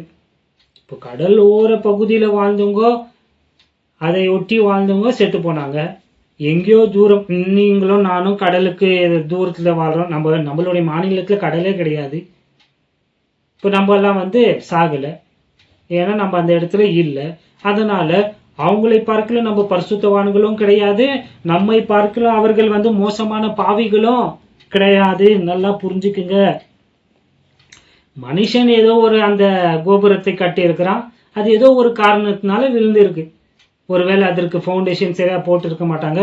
நல்லா அது குளத்தடியில இருக்கிற வாச, அந்த பூல் கிட்ட இருக்கிற வாசங்க, அந்த சிலோவாம் என்ற அந்த குளத்துக்கிட்ட இருக்கிற வாச, அங்க வந்து தண்ணி ஊறி லீக்கேஜ் ப்ராப்ளம்னால கூட அது விழுந்து இருக்கலாம், பழமையாக மாறி அது விழுந்திருக்கலாம். விளங்குதுங்களா இல்லைங்களா? அப்புறம் இங்க கூட பாத்தீங்கன்னா அச்சின்ஸ் ரோட்ல வந்து கடந்த வருஷமோ அதற்கு முன்பதாகவோ வந்து 2வது கிராஸ், 2nd கிராஸ் அச்சின்ஸ் ரோட்ல கூட வந்து ஒரு அபார்ட்மெண்ட் கீழே இருந்துச்சு, புதிய அபார்ட்மெண்ட். ஏன் பார்த்தீங்கன்னா ஃபவுண்டேஷன் சரியா போடல. லோக்கல்ஸ்ல இருக்கிறவங்க உங்களுக்கு தெரியும் நான் சொல்றது. புரியுதுங்களா? ஏதோ ஒரு கொலாப்ஸ் ஆகி ஏதோ ஒன்று விழுந்துச்சுன்னா அது வந்து மனுஷன் அதை சரியா வந்து என்ன பண்ணிருக்க மாட்டான், கட்டி இருக்க மாட்டான். அவனுடைய அந்த கட்டுறப்ப ஏதோ ஒரு தவறு ஏற்பட்டிருக்கு, அதனால வந்து அது விழுந்திருக்கு. புரிஞ்சிருக்கும்னு நினைக்கிறேன். அது போலவே வந்து அங்க வந்து ஒரு டவர் கீழே விழுந்திருக்கு, அந்த கோபுரம் விழுந்து 18 பேர் என்ன இருக்கிறாங்க, செத்து போயிருக்கிறாங்க. இதற்கு வந்து நீங்க வந்து ஆண்டவரை வந்து குறை சொல்றீங்கன்னா உங்களுக்கு அறிவில்லைன்னு தான் அர்த்தம். பாருங்க, செப்டம்பர் 11ஆம் தேதி இல்லைங்களா? யாராலுமே மறக்க முடியாத ஒரு நாள். முக்கியமாக வந்து அமெரிக்கர்களால் வந்து மறக்கவே முடியாத ஒரு நாள். 2001 வந்து அல்கொய்தாவினுடைய தலைவன், டெரரிஸ்ட், தீவிரவாதி பின் லேடன் என்ன பண்ணா, ட்வின் டவரை வந்து இடிச்சு, வேர்ல்ட் ட்ரேட் சென்டரை இடிச்சு பல ஆயிரம் ஜனங்கள் வந்து என்ன ஆனாங்க, அதனால செத்து போனாங்க. இதுக்கு ஆண்டவர் காரணமா? எவனோ ஒருத்தன், ஒரு தீவிரவாதி, அவனால வந்து ஏற்பட்ட ஒரு அழிவு அது. நான் முதல் உதாரணத்துல சொன்னேன், இட் இஸ் மேன்மேட் டிசாஸ்டர்ன்ட்டு. அதாவது பிலாத்து ஆளுநர் வந்து திட்டம் போட்டு அவங்களை என்ன பண்ணியிருக்கிறான், சாகடிச்சிருக்கிறான் இல்லைங்களா? அது மனிதனுடைய செயல்.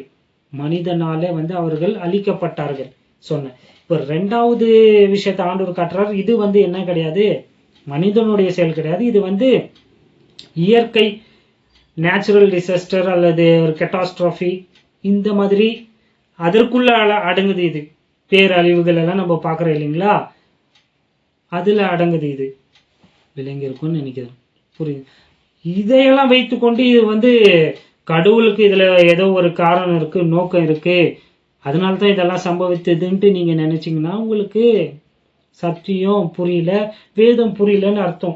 பின்லாடன் என்ற அந்த தீவிரவாதி வந்து அந்த ட்வின் டவரை, அந்த வேர்ல்ட் ட்ரேட் சென்டரை வந்து தாக்கி அதில் பல ஆயிரம் பேர் செத்து போனாங்க. அதற்கும் ஆண்டவருக்கும் எந்த விதமான சம்பந்தம் கிடையாது. அதில் எத்தனையோ கிறிஸ்தவர்கள் கூட மறிச்சிருக்கிறாங்க, நல்லவங்களும் மறிச்சிருக்கிறாங்க, கெட்டவங்களும் அதில் மறிச்சிருக்கிறாங்க. சொல்ல வர்றது நல்லா புரிஞ்சுக்குங்க. உலகத்தில் சம்பவிக்கிற அழிவுகளுக்கு கடவுள் காரணம் அல்ல என்று உங்களுக்கு நான் சொல்லிட்டு இருக்கிறேன். ஸோ இந்த உலகம் வந்து ரொம்ப மோசமான உலகம். இது யாருடைய உலகம்? பிசாசனினுடைய உலகம். இது இன்னும் ஆண்டவருக்கு கொடுக்கப்படல, ஃபியூச்சரில் தான் கொடுக்கப்பட போகுதுன்று நான் கிறிஸ்துமஸ் செய்தியிலே உங்களுக்கு போதித்து இருக்கிறேன், போய் கேட்டு பாருங்க. இப்பொழுது பிரபஞ்சத்தின் கடவுள் யாரு? பிசாசு. இந்த உலகத்தில் எல்லாமே கலப்படம்.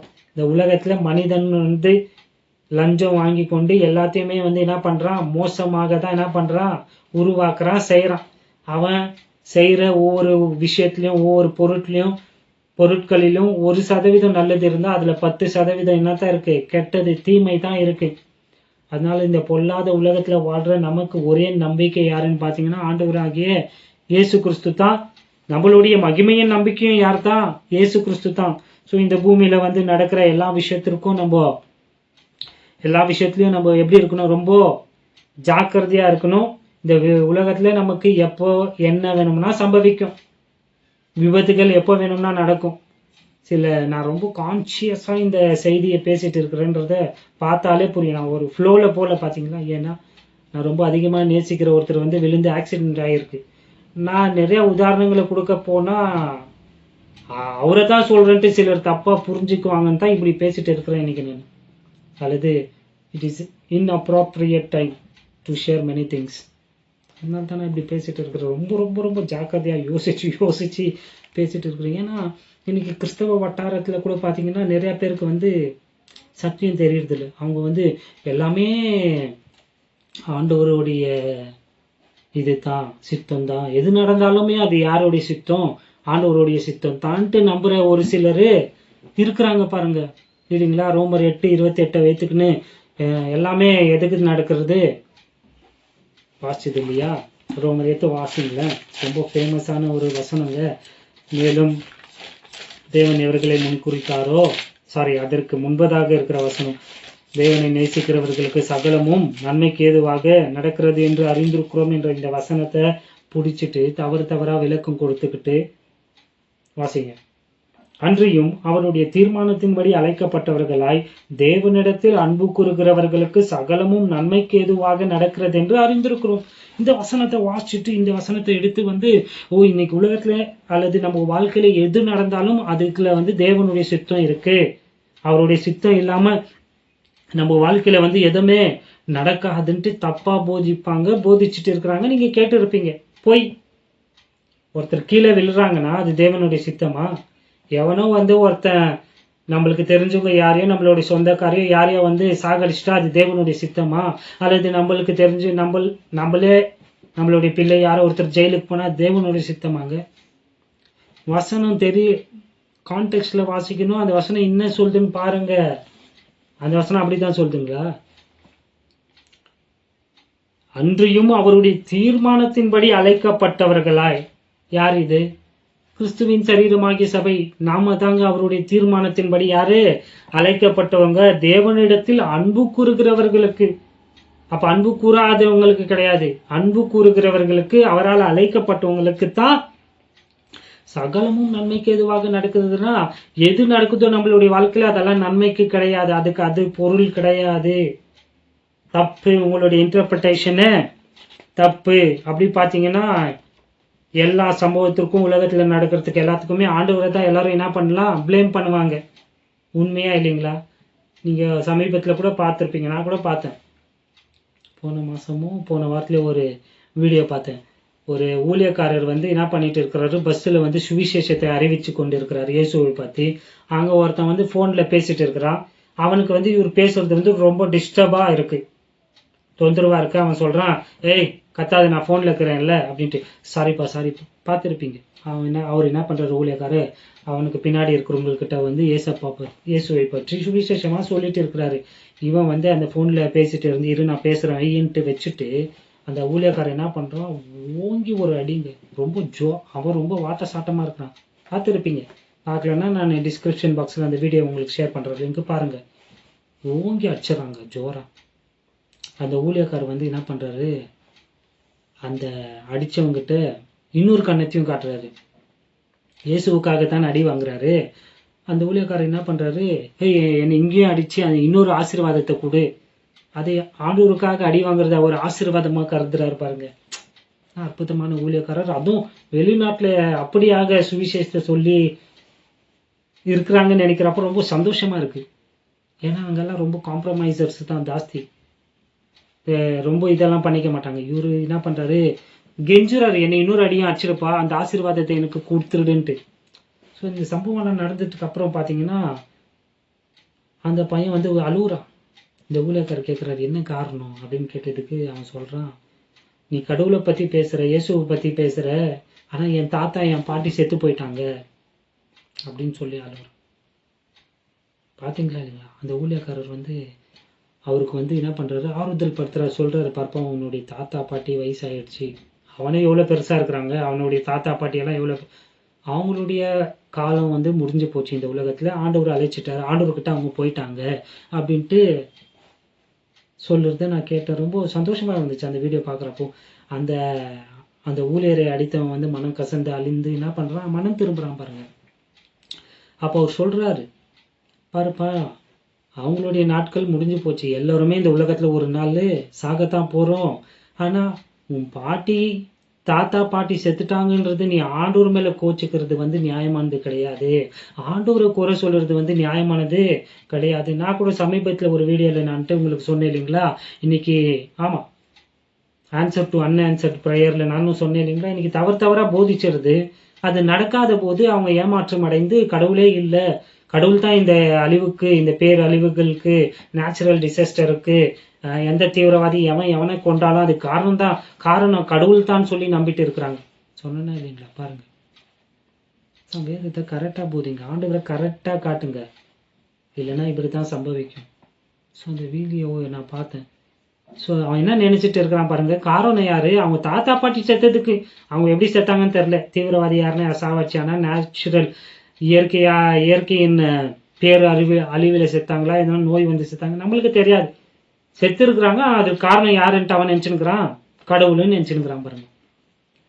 அப்படியாகத்தான் இன்றைக்கு கிறிஸ்துவங்க கூட இந்த வசனத்தை படிச்சுட்டு எல்லாமே ஆண்டவருடைய சித்தம், எல்லாமே எதுவும் நடக்காது, கெட்டது நடந்தா கூட இது ஆண்டவருடைய சித்தம் தான் சொல்றாங்க. இது முற்றிலும் தவறானது. இயேசு கிறிஸ்து சொல்றாரு, நோ, கிடையாது, கர்த்தர் நல்லவர், அவர் நன்மையை மாத்திரம்தான் செய்வாருன்ட்டு ஒவ்வொரு வீடியோல நான் முதல்ல சொல்றேன் இல்லைங்களா, அது மனப்பாடம் பண்ணி சொன்னது கிடையாது, அது சும்மா ஏதோ டைலாக் கிடையாதுங்க, என்னுடைய அறிக்கை, அது என்னுடைய நம்பிக்கை.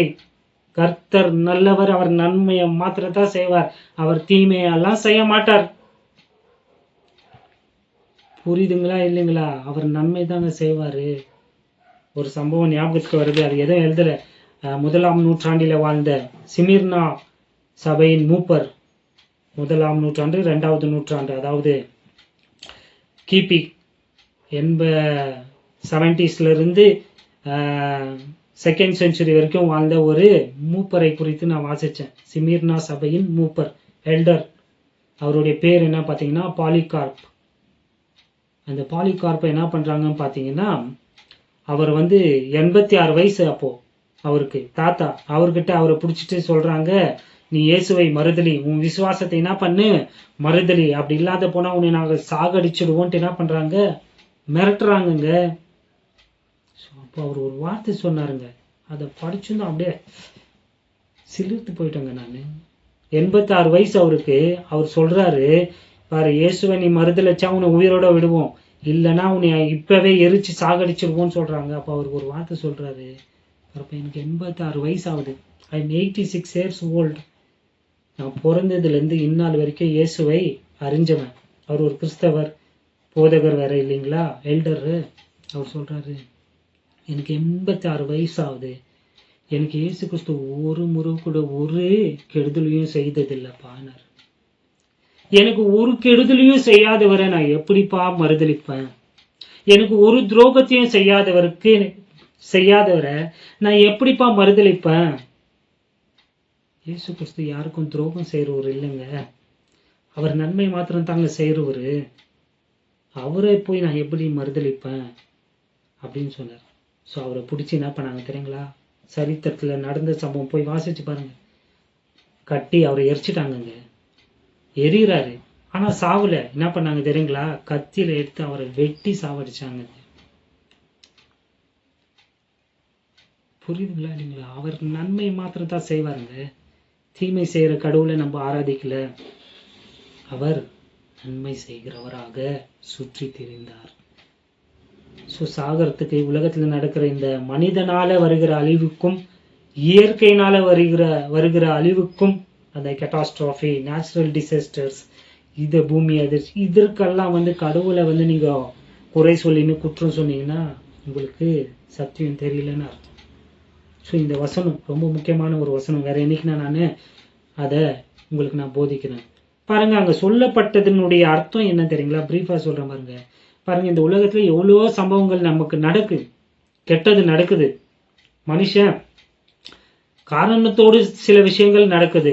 பிலாத்து எப்படி காரணத்தோடு அவங்கள சாவடிச்சானோ அப்படியாக காரணத்தோடு சில அழிவுகள் விஷயங்கள் நடக்கு. சிலது ஆக்சிடென்டலா நடக்குது விஷயங்கள். என்ன சொல்றது ஆக்சிடென்டல்னா? தமிழ்ல என்ன சொல்றதுங்க? விபத்தாக நடக்கிறது. நம்ம எங்கேயோ போயிட்டு இருப்போம், ஏதோ ஒன்று ஏதோ ஒரு மாடோ நாயோ ஏதோ குறுக்கா வருது, நம்ம என்ன ஆயிடுறோம், விழுந்து போயிடும், கீழே விழுந்து. இதெல்லாம் ஆக்சிடென்ட். இதெல்லாம் போயிட்டு ப்ரீ பிளான் பண்ணி அந்த நாய் அந்த மாடு பிளான் பண்ணி நம்மளை இட் இஸ் ஆக்சிடென்ட். புரியுதுங்களா? அது ஒரு விபத்துங்க. அப்படியாக நடக்குது. ஒரு சில விஷயங்கள் எந்த விதமான காரணமும் இல்லாம நடக்கும். பாத்துக்கிறீங்களா? யாரோ எவனோ ஒருத்தங்க குடி குடிச்சு கஞ்சா அடிச்சுட்டு இருப்பாங்க, யாரோ போயிட்டு இருப்பாங்க, அவனை பிடிச்சி அடிப்பான். அவன் அடிச்சதுக்கும் எதுக்கும் காரணம் எதுவும் கிடையாது. இவன் எதிரியும் கிடையாது, சத்துருவும் கிடையாது. அவனை இவன் முன்னாடி பார்த்து கூட இருக்க மாட்டான், முன்ன பின்ன பார்த்து கூட இருக்க மாட்டான். ஆனா அந்த சமயத்துல அவங்க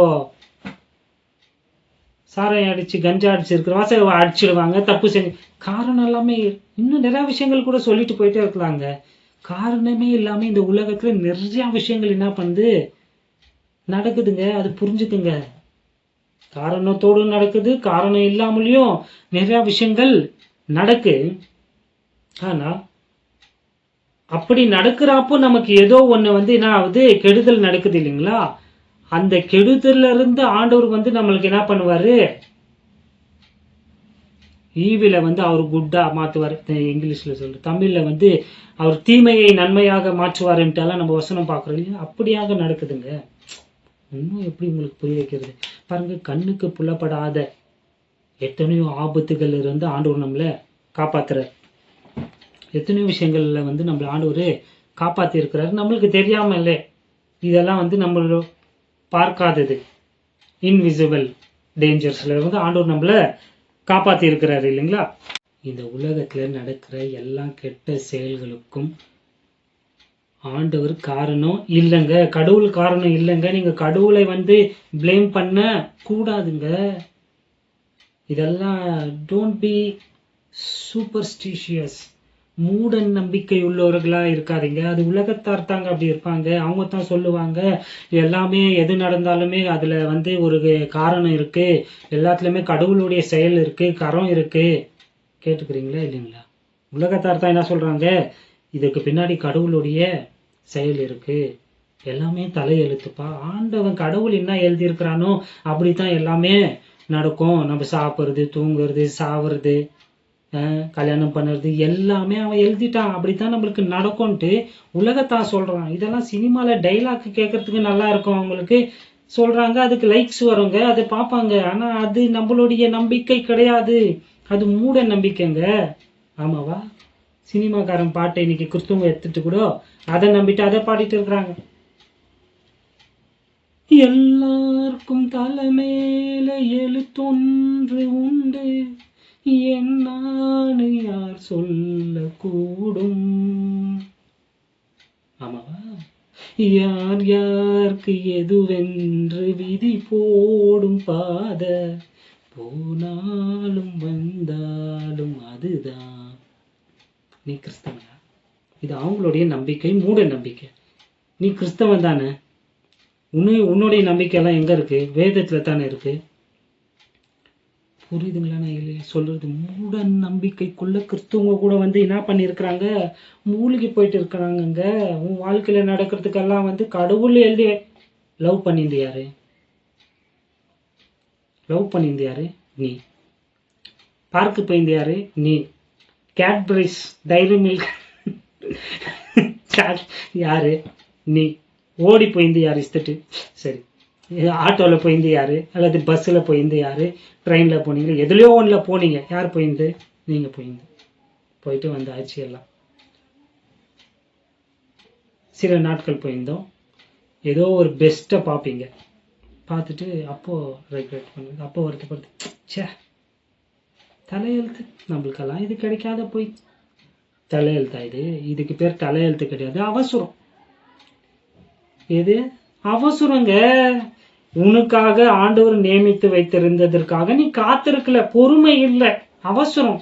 நீயா தேடிக்கணும், நீயா வந்து எல்லாம் பண்ணிட்டு இப்ப ஏதோ ஒரு பெஸ்ட் உனக்கு கிடைக்கிறாப்போ கிடைக்கிறாப்போ இல்ல பாக்குறாப்போ, சே இதை மிஸ் பண்ணிட்டோமே. இது என்னுடைய தப்பு இல்லை, கடவுளுடைய தப்பு. கடவுள் தான் அப்படி தலையில எழுதி வச்சுட்டாரு, விதி. புரியுதுங்களா இல்லையா நான் சொல்றது? நீ லவ் பண்ணி நீ பண்ணிக்கிறது. நிறைய பேர் வந்து லவ் பண்ணி இழுத்துட்டு போய் கல்யாணம் பண்ணிக்கிறாங்க. நிறைய பேர் வந்து லவ் மேரேஜ் தான், ஆனா அரேஞ்ச் மேரேஜ். அது எப்படிப்பா? லவ் பண்ணுவாங்க, ஆனா யாருக்கும் தெரியாம அப்படியே அது அரேஞ்ச் ஆன மாதிரி மூடி மறைச்சிடுவாங்க, யாருக்குமே தெரியும். கர்த்தருக்கு தெரியும், அடியனுக்கும் தெரியும். எனக்கு தெரியும், உங்களை பத்தி தெரியாதுங்க. நான் லோக்கல்ல இருக்கிறவங்களை பத்தி பேசினுக்கிறேன். லோக்கல்ல இங்க பெங்களூர்ல இருக்கிறவங்களை பத்தி எனக்கும் தெரியும். யோசிக்கிறீங்களா, இவன் ஒருவேளை என்னை பத்தி தான் பேசுறான்? ஆமா, உங்களை பத்தி தான். ப்ரூஃப் எல்லாம் இருக்கு, ப்ரூஃப் அழிச்சிட்டேன், அதெல்லாம் என்னத்துக்குங்க நமக்கு. ஆனா ப்ரூஃப் எல்லாம் என்கிட்ட இருந்துச்சு, எனக்கு தெரியும். லவ் தான் பண்ணாங்க, ஆனா யாருக்கும் தெரியாது அது அரேஞ்ச்.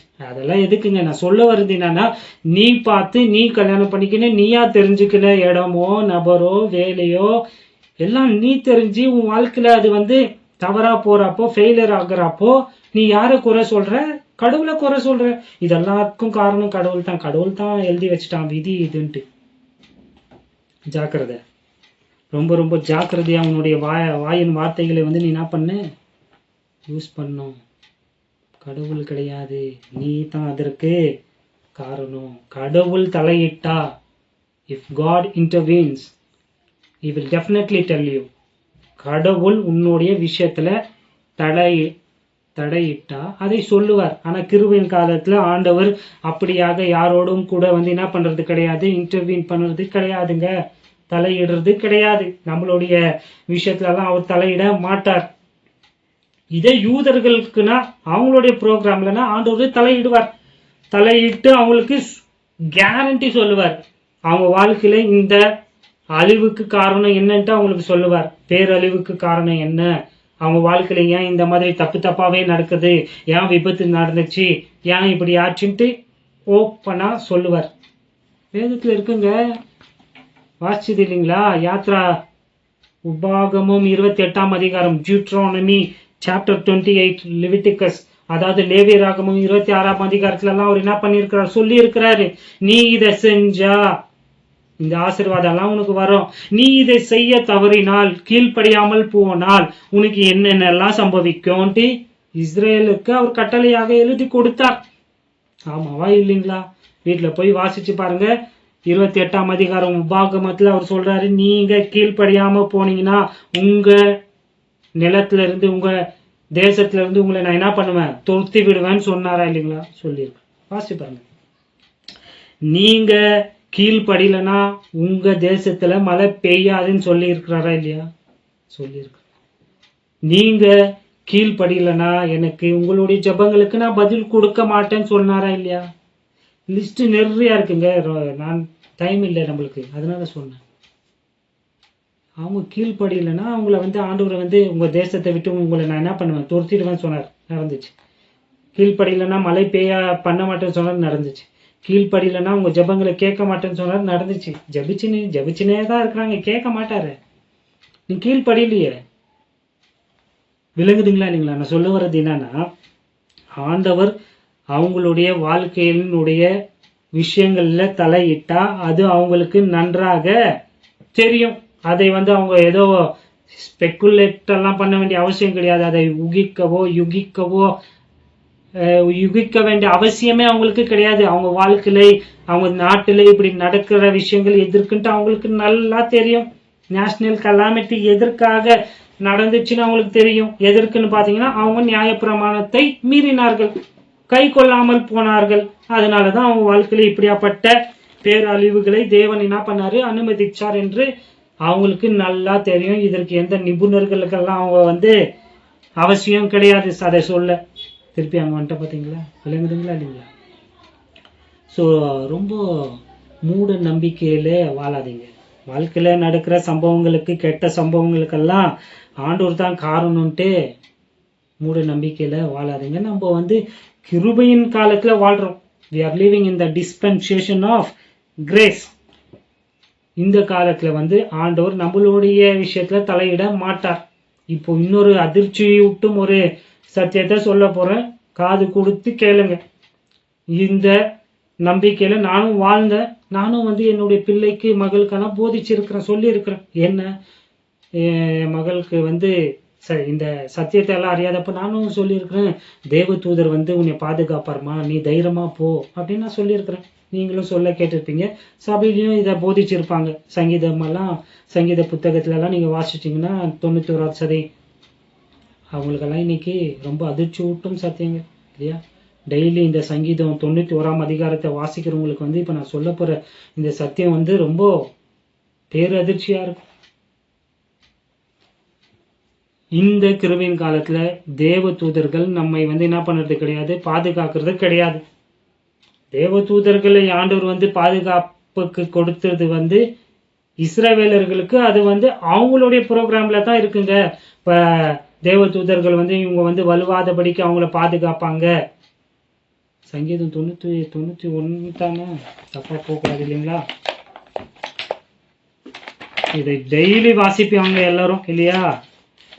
வீட்டுல இருந்து காத்தால வெளியே போறதுக்கு முன்னாடி இந்த சங்கீதத்தை வாசிச்சு தான் போவாங்க. ஏன்னா அது வாசிச்சாதான் அவங்களுக்கு ஒரு ஆண்டவர் அவங்கள பாதுகாக்கிறார் என்ற ஒரு நம்பிக்கை, தைரியம் எல்லாம் அவங்களுக்கு இருக்கும். அவங்களுக்கு இப்ப நான் சொல்ல போறது கொஞ்சம் ஷாக்கிங்கா தான் இருக்கும். பட் சத்தியத்தை சொல்ல வேண்டியது என்னுடைய கடமை இல்லைங்களா? 91வது சங்கீதம் வசனம் 10 இல்லைங்களா? அந்த சங்கீதத்துல ரொம்ப அற்புதமான பாதுகாப்பான விஷயங்களை ஆண்டவர் இஸ்ரேல் ஜனங்களுக்கு வாக்களித்தார் இல்லைங்களா? இரவிலையும் பகல்லையும் வருகிற எல்லா கேடுக்கும் உங்களை நான் என்ன பண்ணுவேன், ஆபத்துல இருந்து தப்பி தேவ தூதர்கள் உங்களை தாங்கி கொள்ளுவார்கள், உங்களை என்ன பண்ணுவாங்க, காப்பாத்துவாங்க என்றதெல்லாம் எழுதப்பட்டு இருக்கு பாருங்க. இது அவங்களுக்குங்க. நம்மளுக்கு எந்த தேவ தூதரும் வந்து என்ன பண்றது கிடையாது, நம்மளை காப்பாத்துறது கிடையாதுங்க. தவறான இடத்துல தவறான நபர்கள் இருக்கிற இடத்துல தவறான விஷயம் நடக்கிற இடத்துல நம்ம போனோம்னா அந்த இடத்துல நமக்கு நிச்சயமா நம்ம என்ன பண்ணப்படுவோம், பாதிக்கப்படுவோங்க. இதை எழுதி வச்சுக்கோங்க. பாருங்க, இப்போ இந்த கிருபையின் காலத்துல ஆண்டவர் நம்மளை எப்படி பாதுகாக்கிறாருன்னா, நம்மளுக்குள்ள பரிசுத்த ஆவியானவரை என்ன பண்ணியிருக்கிறாரு, வாசம் பண்ணிட்டு இருக்கிறாரு. ஆமாவா இல்லைங்களா? பரிசுத்த ஆவியானவர் கடவுளை நம்மளுக்குள்ள வாசம் பண்ணிட்டு இருக்கிறாருங்க. அவர் தான் நம்மளை கைடு பண்ணுவாருங்க. இந்த வழியில போ, இங்க போவாத. படிச்சது இல்லைங்களா? ஒண்ணு பரிசுத்த ஆவியானவர் நம்மளை கைட் பண்ணுவாரு. அடுத்தது அவருடைய எழுதப்பட்ட வார்த்தை பைபிள் வந்து நம்மளை என்ன பண்ணும், பாதுகாக்குது. பரிசுத்த ஆவியானவர் நம்மளை பாதுகாக்கிறார். நிறைய கண்ணுக்கு மறைவான எத்தனையோ ஆபத்துல இருந்து நம்மளை பாதுகாக்கிறார் இல்லைங்களா? கண்ணுக்கு தெரிந்து பார்க்கிற ஆபத்துல இருந்து நம்ம தப்பித்து கொள்ளும்படியாக நம்மளை கைட் பண்றது யாரு? பரிசுத்த ஆவியானவர் மற்றும் அவருடைய வசனங்க, வேத வசனம், அவருடைய வார்த்தை நம்மள என்ன பண்ணுது, பாதுகாக்குதுங்க. நேத்து கொடுங்க என்னுடைய சபையில அற்புதமான சத்தியத்தை என் பாஸ்டர் போதித்தார். நம்ம சங்கீத புத்தகத்துல இருந்து எடுத்து எங்க நம்ம உட்காரக்கூடாது, நடக்கக்கூடாது, போகக்கூடாதுன்ட்டு பைபிள்ல இருக்குங்க எல்லாமே. இந்த மெசேஜை நான் சனிக்கிழமை கொடுக்க வேண்டியது, ஆனா டைம் இல்லாத வசம் கொடுக்க முடியல. அதனாலதான் அவர் சொன்ன சில விஷயங்களை எடுத்து இதுல நான் உங்களுக்கு சொல்லலாம்னா டைம் இல்லை, சேர்க்க முடியல. பாருங்க, புரியுதுங்களா? அங்க சண்டை போட்டுனுக்குறானுங்களா, அங்க போவாதீங்கன்ட்டு சொல்லுவாரு. நீங்க அங்க வேடிக்கை பார்க்க போனீங்கன்னா அடிதான் விழும் உங்களுக்கும். அங்க எவனோ கத்தியோ கல்லோ விசிறடிப்பான், வந்து மேல விழும். பாவிகள் சங்கீதம் 1 அதிகாரம் படிச்சது இல்லைங்களா? அங்க எங்க உட்காரக்கூடாது, பாவிகளுடைய வழியில உட்காரக்கூடாது, கேலி பண்ற பரியாசக்காரர்கள் உட்காரும் இடத்துல வந்து நீங்க என்ன பண்ணக்கூடாது, உட்காரக்கூடாது, பாவிகளுடைய வழியில நடக்கக்கூடாது, துன்மார்க்கருடைய ஆலோசனையில நீங்க என்ன பண்ணக்கூடாது, நடக்கக்கூடாது, நடக்காதீங்க, உட்காராதீங்க. புரியுதுங்களா இல்லைங்களா? நடக்கக்கூடாது, நீங்க போயிட்டே இருக்கணும். போறவனை வந்து அவன் என்ன பண்ணுவான், நிக்க வைக்குவான். நின்றீங்கன்னா அங்கேயே அவன் கூட வந்து உக்காருவீங்க. அப்ப நீங்களும் வந்து என்ன பண்ண ஆரம்பிச்சிடுவீங்க, காசிப், அவதூறு பேச ஆரம்பிச்சு நீங்களும் வந்து தவறான செயல்ல ஈடுபடுவீங்க. அதனால பின் விளைவுகள் உங்களுக்கு தாங்க. எவனோ அடிச்சுன்னு போறான், விட்டுட்டு நீங்க போயினே இருங்க. எவனோ என்னவோ யாரை பத்தி பேசுங்க, நீங்க போயிட்டே இருக்கணும். நீங்க அங்க போய் நான் வேடிக்கை பார்க்க நிக்கிறேன், நான் சும்மா தான் நிக்கிறேன், சும்மா நிக்கிறவனை தான் புடிச்சுன்னு போவானுங்க போலீஸ். தப்பு செஞ்சவங்கலாம் ஓடிடுவான், சும்மா நின்று பார்த்தவர் உன்னைய தான் புடிச்சுன்னு போய் கொடுப்பான். இதுக்கு யார் காரணம்? ஆண்டவர் காரணமா? இல்லைங்க. நம்மளை ஆண்டவர் எப்படி பாதுகாக்கிறாரு, அவருடைய ஆலோசனை நம்ம கேட்கணும். அந்த இடத்துல ஏதோ ஒரு ஆபத்து இருக்கு தெரியுதா, இங்கே வண்டியை திருப்பிடணும். பயம்லாம் கிடையாதுங்க. இதெல்லாம் ஆண்டவர் வந்து நமக்கு கொடுக்குற எச்சரிப்பு சிக்னல்ஸ், இதெல்லாம் நம்ம பார்க்கணும். அதனால நம்ம தப்பித்து கொள்ளலாம். இவங்க கிட்ட பேசக்கூடாதா, பேசாதீங்க. அவங்க கிட்ட சவகாசம் வைக்கக்கூடாதா, வைக்காதீங்க. அவங்க கூட சேராதீங்க. அதெல்லாம் நீங்க பண்ணீங்கன்னா உங்களுக்கு கெட்ட பேர் வரும். நீங்களும் அவங்க இன்ஃப்ளூயன்ஸ் ஆயிடுவீங்க. புரியுதுங்களா சொல்லுறதெல்லாம்? சொல்லிட்டு வந்துனுங்கிறேங்க. எந்தெந்த விஷயங்கள், ஈவெண்ட்ஸை பத்தி சொல்லிட்டு வரேன். நம்ம வாழ்க்கையில நடக்கிற தவறான விஷயங்கள், அழிவுகள், இதெல்லாம் வந்து வெறும் காரணத்தோடு நடக்கிறது கிடையாது, காரணம் இல்லாமலேயும் நடக்கிறது. அப்போ நம்ம அந்த இடத்துல தவறான நேரத்துல தவறான இடத்துல நம்ம சிக்கி கொண்டா நம்மளுக்கு சில விஷயங்கள் வந்து நடக்கும் தப்பா. அதுவும் ஆண்டவருடைய சித்தத்தான் சொல்றது தவறு. ரெண்டாவது, அதுல ஏதோ ஒரு காரணத்தையும் நீங்க தேட கூடாது என்பதற்காக இதெல்லாம் நான் சொல்லிட்டு இருக்கிறேன். ஆனா இப்படியாக தவறுகள் நடக்கிறப்போ, நம்ம அங்க சிக்கி கொள்றப்போ, நம்ம அவரை நேசிக்கிறோம், ஆண்டவரை நேசிக்கிறோம் இல்லைங்களா? அவருடைய தீர்மானத்தின்படி நம்ம அழைக்கப்பட்டு இருக்கிறோம். நமக்கு ஏதோ ஒரு தவறு நடந்துருது, அந்த தவறை அவர் ஆண்டவர் என்ன பண்ணுவாரு, நன்மையாக மாற்றுவார். இன்னும் புரியும்படியாக சொல்றேன்னா, ஆண்டவருடைய விஷயத்துல இருந்தே சொல்லிடுறேன், நம்மளுக்கு நேரம் இல்லை. இப்போ வந்து ஆண்டவரை வந்து சாகடிச்சாங்க இல்லையா, இயேசு கிறிஸ்துவை வந்து சாகடிச்சாங்க இல்லைங்களா? சாத்தான் வந்து என்ன பண்ணிட்டா, இயேசுவை நான் சாகடிச்சிட்டோன்ட்டு ரொம்ப சந்தோஷமா குஷி ஆயிட்டாங்க. ஆமாவா இல்லைங்களா? அதிபர்கள் எல்லாம் அந்த ஆட்சியில இருந்த அந்த பொறுப்புல இருந்த தலைவர்கள், மத தலைவர்கள், பொலிட்டிக்கல் லீடர்ஸ், இவங்க எல்லாம் வந்து குஷி ஆயிட்டாங்க, இயேசுவை சாகடிச்சிட்டோன்ட்டு. இது என்ன, இது நல்ல விஷயமா கெட்ட விஷயமா? கெட்ட விஷயங்க. இயேசு கிறிஸ்துவை சாவடிச்சது என்ன கெட்ட விஷயம் இல்லையா? சத்ருக்கள், துரோகிகள், எனிமி எல்லாம் சேர்ந்து சாவடிச்சிட்டாங்க. இது கெட்ட விஷயம். இதை எப்படி நன்மையாக மாத்தினாருன்னு பாருங்க.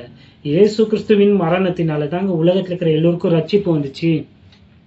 சாத்தான் நினைச்சா நான் இயேசுவை என்ன பண்ணிட்டேன், சாகடிச்சிட்டேன்ட்டு. இது ஒரு கெட்ட செயலாக அவனுடைய பார்வையில் இது ஒரு கெட்ட செயல். ஆனா இதை உலகத்தின் நன்மைக்காக அவரு மாத்திட்டாருங்க. புரியுதுங்களா இல்லைங்களா? இந்த செயல் கெட்டதுதான், ஆனா அதுலயும் ஒரு நன்மை. கடந்த பாடத்துல தான் சொன்னேன்னு நினைக்கிறேங்க. இந்த உலகத்தின் பிரபுக்கள் இந்த சத்தியத்தை தெரிஞ்சிருந்தா இயேசுவை சாகவே அடிச்சிருப்பாங்க. சாகவே அடிச்சிருக்க மாட்டாங்க. பிரபஞ்சத்தின் பிரபுக்கள் இயேசு கிறிஸ்துவினுடைய மரணத்தினால கோடான கோடி ஜனங்கள் ரட்சிக்கப்பட போறாங்க, பரலோகத்துக்கு போறாங்கன்ட்டு தெரிஞ்சிருந்தா அந்த கெட்டவனுங்க இயேசு கிறிஸ்துவை என்ன பண்ணியிருக்க மாட்டாங்க, சாகவே அடிச்சிருப்பாங்க மாட்டானுங்க.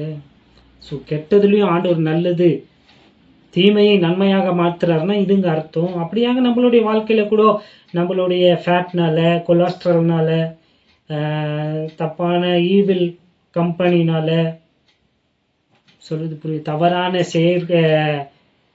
செயலினால, நட்பினால நிறைய விஷயங்கள் நமக்கு நடந்திருக்கும். ஆனா நம்ம அவருடைய பிள்ளைகள் இல்லையா? அப்போ கூட நம்ம ஆண்டவர் நம்மள அதுல இருந்து என்ன பண்ணிடுறாரு, மீட்டு கொண்டு வந்திருக்கிறாரா இல்லையா? ஆமா, அதுல பாதிக்கப்பட்டது உண்மைதான். ஆனாலும் நம்மள ஆண்டவர் கொண்டு வந்துட்டாரு. சாத்தான் கெட்டவன், ஆனா அந்த கெட்டவனை வைத்து அவருடைய சித்தத்தை ஆண்டவர் செய்யறாரா இல்லையா? இன்னமும் அவர் செய்யறாரா இல்லையா? யோபின் வாழ்க்கையில சாத்தானை வைத்து தான் ஆண்டவர் யோபுவை என்ன பண்ணாரு, படிச்சது இல்லைங்களா? சொல்றது புரியுதுங்களா இல்லை? நான் சொன்னேன்னா இல்லைங்களா? இந்த ரோமர் 8:28 வேற என்னைக்குன்னா கிளியரா நான் உங்களுக்கு போதிக்கிறேன். இப்போ போதிக்க இன்அப்ராப்ரியேட் டைம் இது. ஏன்னா சில விஷயங்கள் நான் சொன்னா அது தவறா போக வாய்ப்புண்டு. அதனால நான் என்ன பண்றேன், நிறுத்துறேன். சரி, 5வது வசனத்தை நம்ம வாசிச்சு முடிச்சிடலாம். லூக்கா என்னால் முடியல, டீச் பண்ண முடியல. அடுத்த பாடத்துல அதை உங்களுக்கு நான் டீச் பண்றேன். 13ஆம் அதிகாரம் 5வது வசனம். அப்படி அல்லவென்று உங்களுக்கு சொல்லுகிறேன், நீங்கள் மனம் திரும்பாமற் போனால் எல்லோரும் அப்படியே கெட்டு போவீர்கள் என்றார். ஸோ இயேசு கிறிஸ்து சொல்றாரு. இந்த சம்பவத்தை பார்த்து இதற்கு ஏதோ காரணம் இருக்குப்பா, இவங்க செத்து போனவங்கெல்லாம் பெரிய பாவிகள்ன்ட்டு நீங்க நினைக்கிறீங்களே, அது தப்பு. அப்படி இல்லை. நீங்க மனம் திரும்பலன்னா நீங்களும் என்ன பண்ண போறீங்க, கெட்டு போறீங்க. அதாவது இங்க ஆண்டவராக இயேசு கிறிஸ்து இந்த ராஜ்யத்தின் சுவிசேஷத்தை சொல்லிட்டு இருக்கிறாரு. இதை நீங்க நம்பலன்னா, இதை ஏற்றுக்கொள்ளனா, என்னை மெசியாவாக நீங்க ஏற்றுக்கொள்ளவில்லைன்னா, இந்த ராஜ்யத்தின் சுவிசேஷத்தை நீங்க நம்பலன்னா நீங்களும் அப்படிதான் கெட்டு போவீங்க. நீங்களும் என்ன ஆக போறீங்க, அழிஞ்சு போக போறீங்கன்ட்டு என்ன பண்றாருங்க ஆண்டவர் கிளியரா சொல்றாரு பாருங்க. அங்க இருந்து உங்களுக்கு கிளியரா சொல்றாரு. ஆண்டவர் கனெக்ட் பண்ணிட்டார் பாருங்க. ஆண்டவர் அவருடைய கான்டெக்ட்ல இருக்கிறாரு. இவனுங்களுக்கு தான் கான்டெக்ட் வெளியே போனாங்க. ஆனா ஆண்டவர் திருப்பி கொண்டு வந்துட்டார். 12ஆம் அதிகாரம் 54 இருந்து நம்ம வாசிச்சதுல, நீங்க காலத்தையும் நேரத்தையும் நிதானிக்காமல் போனது உங்களுடைய தவறு. இதோ இப்ப நான் சொல்ற இந்த சத்தியத்தை, இந்த சுவிசேஷத்தை, நற்செய்தியை நீங்க கேட்டு அதை விசுவாசிக்கலனா, நம்பலனா நீங்களும் அழிஞ்சு போவீங்க. You will perish. வசனத்துல இருக்குது, you will perish, you will be destroyed. அப்படின்னா என்ன அர்த்தம்?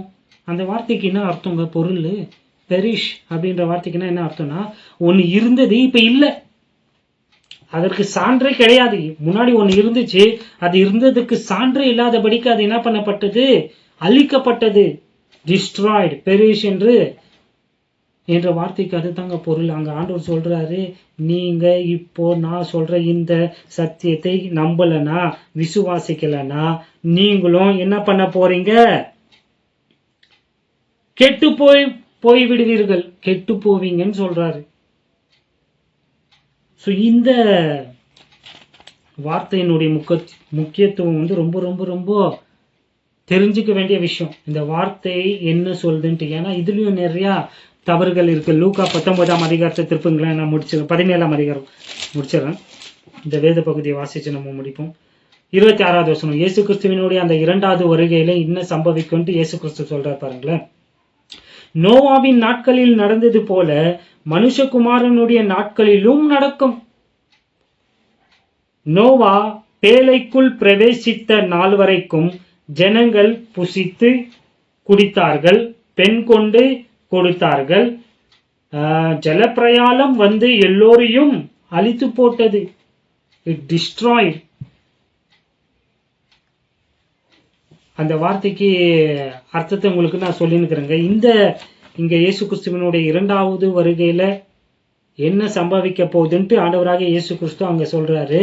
நோவாவின் நாட்களில் நடந்தது போல என்ன அந்த இரண்டாவது வருகையிலும் என்ன ஆகும், நடக்கும். நோவாவின் நாட்களில் என்ன நடந்துச்சு பாத்தீங்கன்னா, ஜனங்கள் வந்து புசித்து குடித்து பெண் கொண்டு பெண் கொடுத்து, அதாவது சாப்பிட்டுன்னு கல்யாணம் பண்ணிக்கின்னு அவங்களுடைய வாழ்க்கை எப்படியாக இருந்துச்சுன்ட்டு அந்த 6ஆம் அதிகாரம் 7ஆம் அதிகாரத்தெல்லாம் நீங்க போய் வாசிச்சு பாருங்க. ஆதியாகமும் அவங்க என்ன பண்ணாங்களா, புசித்து குடித்து வரப்போற அந்த பேரழிவுக்கு நோவா சொன்ன அந்த நீதியின் சுவிசேஷத்தை, அந்த செய்தியை அவர்கள் ஏற்றுக்கொள்ளாத வாச அவங்க எல்லோருமே ஜல பிரயாணம் என்ன பண்ணப்பட்டது, அழித்து போட்டது. they perished, they were destroyed. அவங்க வந்து இந்த பூமியிலிருந்து இல்லாதபடிக்கு என்ன பண்ணப்பட்டாங்க, எடுத்துக்கொள்ளப்பட்டாங்க. இந்த இடத்துல தான் வந்து எல்லோருமே தவறுப்பான். 100க்கு 100 கமெண்டேட்டரும் தவறு பண்ற இடம் இதுதான். இங்க என்ன சொல்றாங்கன்னா, அவங்க இது ராப்சரை குறிக்கிறதுப்பா, நோவாவும் நோவாவினுடைய குடும்பமும் எடுத்துக்கொள்ளப்பட்டது, மற்றவங்க எல்லாம் வந்து கைவிடப்பட்டாங்கன்ட்டு சொல்றாங்களே, முற்றிலும் தவறு. அவங்க வேதத்தை சரியா தியானிக்கல பாருங்க. அங்க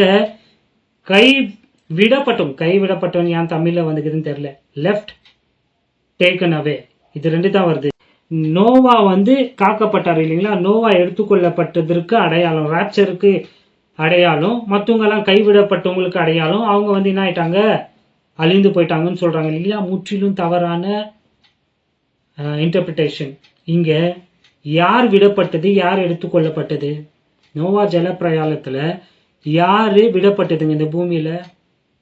நோவாவும் அவங்களுடைய குடும்பமும் வந்து பாதுகாப்பாக வைக்கப்பட்டு இந்த பூமியில விடப்பட்டாங்க மீண்டும் வாழ்வதற்காக. ஆமாவா இல்லைங்களா? போய் வாசிங்க.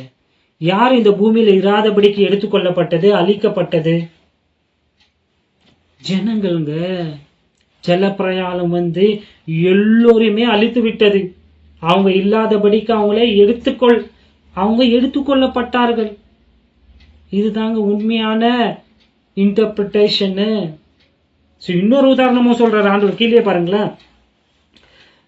28வது வசனம், லோத்தினுடைய நாட்களில் நடந்தது போல நடக்கும். ஜனங்கள் புசித்தார்கள், குடித்தார்கள், கொண்டார்கள், விற்றார்கள், நட்டார்கள், கட்டினார்கள். லோத்து சோதோமை விட்டு புறப்பட்ட நாளிலே வானத்திலிருந்து அக்கினியும் கந்தகமும் வருஷித்து எல்லோரையும் அழித்து போட்டது. மனுஷகுமாரன் வெளிப்படும் நாளிலும் அப்படியே நடக்கும். இங்க இன்னொரு உதாரணத்தை சொல்றாரு.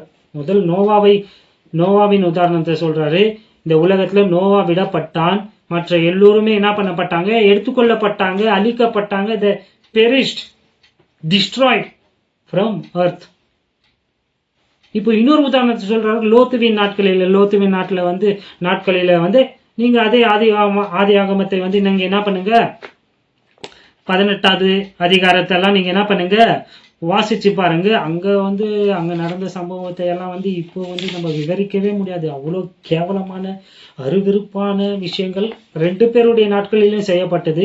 ஆனா லோத்து வாழ்ந்த அந்த சோதம் கொமோரா என்ற அந்த பட்டணம் வந்து ரொம்ப ரொம்ப அருவிருப்பான ஒரு விஷயத்த செஞ்சாங்க. ஆண்டவர் என்ன பண்றாரு, இங்க வந்து இந்த சோதம் கொமோராவை நான் என்ன பண்ண போறேன், அழிக்க போறேன்ட்டு லோத்துவை பாதுகாப்பான ஒரு இடத்துக்கு வந்து என்ன பண்றாரு, அனுப்புறாரு. சோஹார் அந்த மலை பிரதேசத்துக்கு அவர் போய் அங்க சேஃபா இருக்கிற வரைக்கும் ஆண்டவர் வந்து என்ன பண்ணல, அக்கினி மலையை, கந்தகத்தை வந்து பெய்ய பண்ணல. சல்ஃபர் ஃபயரா வந்துச்சுங்க. அதெல்லாம் இன்னமும் இருக்குங்க ப்ரூஃப்ஸ். பைபிள் உண்மையா இல்லையான்ட்டு நீங்க சரித்திர பிரகாரமா தெரிந்து கொள்ளணும்னா, ஆர்கியாலஜி எவிடன்ஸ் உங்களுக்கு வேணும்னா இன்னமும் இருக்கு பாருங்க. பாடத்துக்கு வந்துடுறேன். ஸோ அங்க யார் இந்த பூமியில வைக்கப்பட்டவங்க, யார் எடுத்துக்கொள்ளப்பட்டவங்க? லோத்து இந்த பூமியில வைக்கப்பட்டார் பாதுகாப்பாக. இந்த சோதோம் கொமோரா பட்டணத்தை ஆண்டவர் முற்றிலுமாக என்ன பண்ணிட்டாரு? அழித்து போட்டார். எல்லோருமே இந்த பூமியில இராதபடிக்கு எடுத்துக்கொள்ளப்பட்டார்கள், அழிக்கப்பட்டார்கள். லோத்து பாதுகாப்பாக வைக்கப்பட்டு அப்புறம் அவன் இந்த பூமியில வாழ்ந்தானே இல்லையா? பாத்தீங்களா எவ்வளோ? நான் தான் சொல்றேனுங்க, நம்மளுடைய டிஸ்பென்சேஷனுடைய டாக்டரின்ஸ் பழைய ஏற்பாட்டுல ஒரு வசனத்திலயும் நீங்க காட்ட முடியாது. நீங்க அதை ஸ்பிரிச்சுவலைஸ் பண்ணி போதிக்கலாம், போதிச்சா இப்படித்தான் தப்பா ஆகும். ராப்சர் என்ற சத்தியம், எடுத்துக்கொள்ளப்படுதல் என்ற சத்தியம் பவுலுக்கு மாத்திரம்தான் வெளிப்படுத்தப்பட்டது. பவுல் அது கிறிஸ்துவின் சரீரமாகிய சபைக்கு மாத்திரம்தான் அப்ளை ஆகும். நமக்கு தான், நாம தான் எடுத்துக்கொள்ளப்பட போகிறோம். நாம எடுத்துக்கொள்ளப்பட்ட பிறகுதான் 7 வருஷம் உபத்திரவ காலத்திற்கு அப்புறம் தான் இயேசு வரப்போறாரு. அப்ப என்ன சம்பவிக்கும்ன்றதான் இங்க இயேசு கிறிஸ்து சொல்லிட்டு இருக்கிறாரு. யார் விடப்படுவாங்க, யாரு எடுத்துக்கொள்ளப்படுவாங்கன்ட்டு. நோவா அவனுடைய குடும்பம் விடப்பட்டது, மத்த எல்லோருமே ஜலப்பிரயாணத்தினாலே எடுக்கப்பட்டார்கள் இந்த பூமியில இருந்து. லோத்து இங்க விடப்பட்டான், மற்ற ஜனங்கள் எல்லாருமே அங்கத்திலிருந்து எடுத்துக்கொள்ளப்பட்டார்கள், அழிக்கப்பட்டார்கள். உங்களுக்கு இன்னமும் சந்தேகமா இருந்துச்சுன்னா தொடர்ந்து வாசிப்போம், உங்களுக்கே புரியும். பாருங்க 34வது வசனத்தை பாருங்களேன்.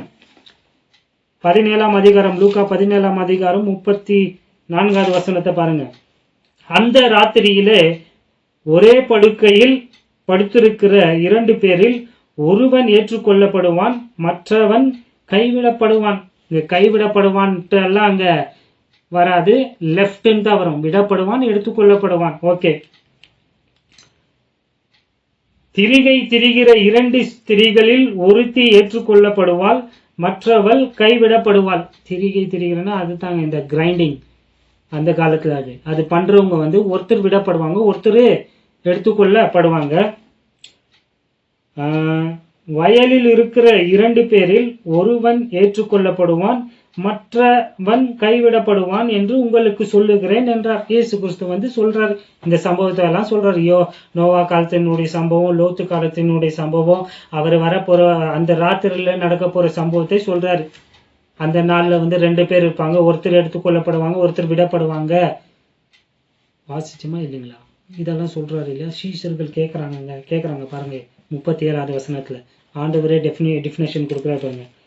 அவர்கள் அவருக்கு பிரதி உத்தரமாக, சீஷர்கள் ஆண்டவர்கிட்ட கேட்கிறாங்க, எங்க ஆண்டவரே எங்க எடுத்துக்கொள்ளப்படுவாங்க இவங்க? ஆண்டவரே அவர்கள் அவருக்கு பிரதி உத்தரமாக எங்கே ஆண்டவரே என்றார்கள். இயேசு கிறிஸ்து சொல்றார், பதில் கேளுங்க. அதற்கு அவர் இயேசு, பிணம் எங்கேயோ அங்கே கழுகுகள் கூடும் என்றார். இப்போ நீங்க இவ்வளவு நாள் எக்ஸ்பிளனேஷன் பண்ணீங்களே, எடுத்துக்கொள்ளப்பட்டவங்க எல்லாம் யாரு? விசுவாசிகள். விடப்பட்டவங்க எல்லாம் அவிசுவாசிகள்னு சொன்னீங்களே, ப்ரூஃப் பாத்தீங்களா? எடுத்துக்கொள்ளப்பட்டவங்க தான் அவிசுவாசிகள், நம்பாதவங்க. விடப்பட்டவர்கள் யாரு? விசுவாசிகள்ங்க. இங்க கான்டெக்ஸ்ட் பாருங்க. இயேசு கிறிஸ்து வராப்போ யாருங்க மரிக்க போறாங்க, யாருங்க இங்க இருக்க போறாங்க? இங்க மத்திய 24ஆம் அதிகாரம் அத்தையை கூட எடுத்து ராப்சரன் போதிக்கிறாங்களே. அங்க அந்த 3 வருஷம் 1260 நாட்கள் அந்த ஸ்மால் ரெமனன்ட்டை ஆண்டவர் யூதேயாவில் உள்ள மலை பிரதேசத்துல பாதுகாக்கிறாரா இல்லைங்களா? தேவதூதர்களை வைத்து படிச்சது இல்லைங்களா? பாதுகாக்கிறாருங்க. ஆனா யாரு அழிக்கிறார்? அர்மேகதான் யுத்தத்துல ஆண்டவருக்கு எதிர்த்து நிக்கிறவங்க அவிசுவாசிகளை தாங்க அழிக்கிறாரு. அவங்க தாங்க பூமியில இராதபடிக்கு எடுத்துக்கொள்ளப்படுறாங்க. ஆனா விடப்பட்டவங்க யாரு? இஸ்ரவேல் ஜனம். படிச்சது இல்லைங்களா? கான்டெக்ஸ்ட் தான் மதர் ஆஃப் இன்டர்பிரேஷனுக்கு முக்கியம். எவ்வளவு தடவை சொல்லி இருக்கிறவங்களுக்கு, விடப்பட்டவர்கள் விசுவாசிகள், எடுத்துக்கொள்ளப்பட்டவங்க தான் யாரு? அவ்விசுவாசிகள். அவங்க எங்க ஆண்டவரை எடுத்துக்கொள்ளப்பட்டாங்கன்னு கேட்டதுக்கு ஆண்டவர் சொல்றாரு, எங்கே பிணம் இருக்கிறதோ அங்கே கழுகுகள் கூடும் என்றார். இது எங்க வாசிப்போம்? வெளிப்படுத்தின விசேஷம் 19ஆம் அதிகாரத்தை போய் வாசிச்சு பாருங்க, அங்க இருக்கும். இவங்களெல்லாம் தூக்கின்னு போயிட்டு எங்க போடுறாங்க, அங்க கழுகுகள் இவங்களுக்கு சாப்பிடுறதெல்லாம் அங்க இருக்குங்க. பைபிளை கான்டெக்ஸ்டோட படிங்க, பகுத்து பிரித்து டிஸ்பென்சேஷனலா பிரித்து படிங்க. அப்பதான் உங்களுக்கு சத்தியம் புரியும். அப்படி இல்லைன்னா நீங்க குழப்பம்தான் அடைவீங்க. இந்த பூமியில இராதபடிக்கு அவிசுவாசிகளை ஆண்டவர் அழிக்க போறதுதான் அங்க இருக்கு. விசுவாசிகள் இந்த பூமியில விடப்படுவார்கள். அவங்க தான் ராஜ்யத்திற்குள்ள போவாங்க. இவங்கள ஆண்டவர் எடுத்துட்டா அவங்க எப்படிங்க ராஜ்யத்திற்குள்ள போவாங்க? அவங்க பூமியில தான் இருக்க போறாங்க. அவங்க தான் ராஜ்யத்திற்குள்ள ஆண்டவரோடு சதா காலமும் என்ன பண்ண போறாங்க? ஆளுகை செய்யும்படியாக போக போறாங்க.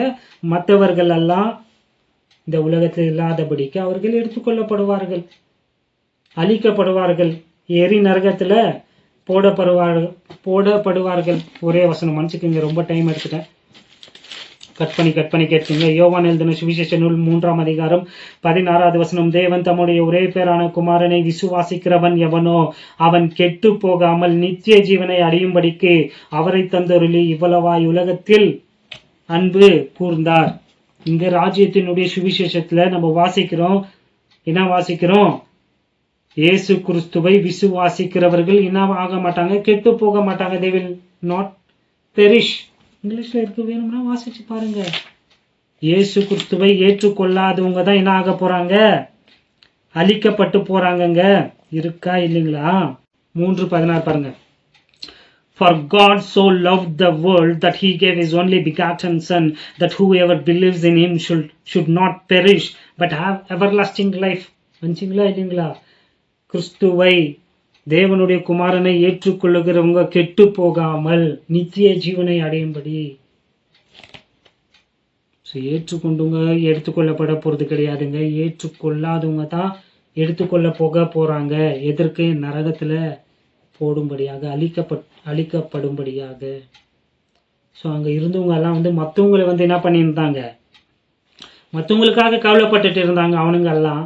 ஆனா ஆண்டவர் சொல்றாரு, உங்களுக்காக நீங்க கவலைப்படுங்கப்பா, அவங்களுக்காக கவலைப்படாதுங்க. அவங்க மனிதனுடைய செயல், மேன்மேட் டிசாஸ்டர்ல செத்தானுங்களோ சரி, அல்லது நேச்சுரலா கெட்டாஸ்ட்ராஃபினால அல்லது இயற்கையின் பேரழிவினால செத்துவங்களுக்காக கவலைப்படாதீங்க, அல்லது மனுஷனுடைய செயலினால செத்துவங்களுக்காக நீங்க கவலைப்படாதீங்க. உங்களுக்காக நீங்க கவலைப்படுங்க. Be worried about yourself. ஏன்னா நீங்க என்னை ஏற்றுக்கொள்ளலனா, இந்த சுவிசேஷத்தை ஏற்றுக்கொள்ளலனா நீங்களும் கெட்டுதான் போவீங்கன்ட்டு ஆண்டவர் சொன்னார்.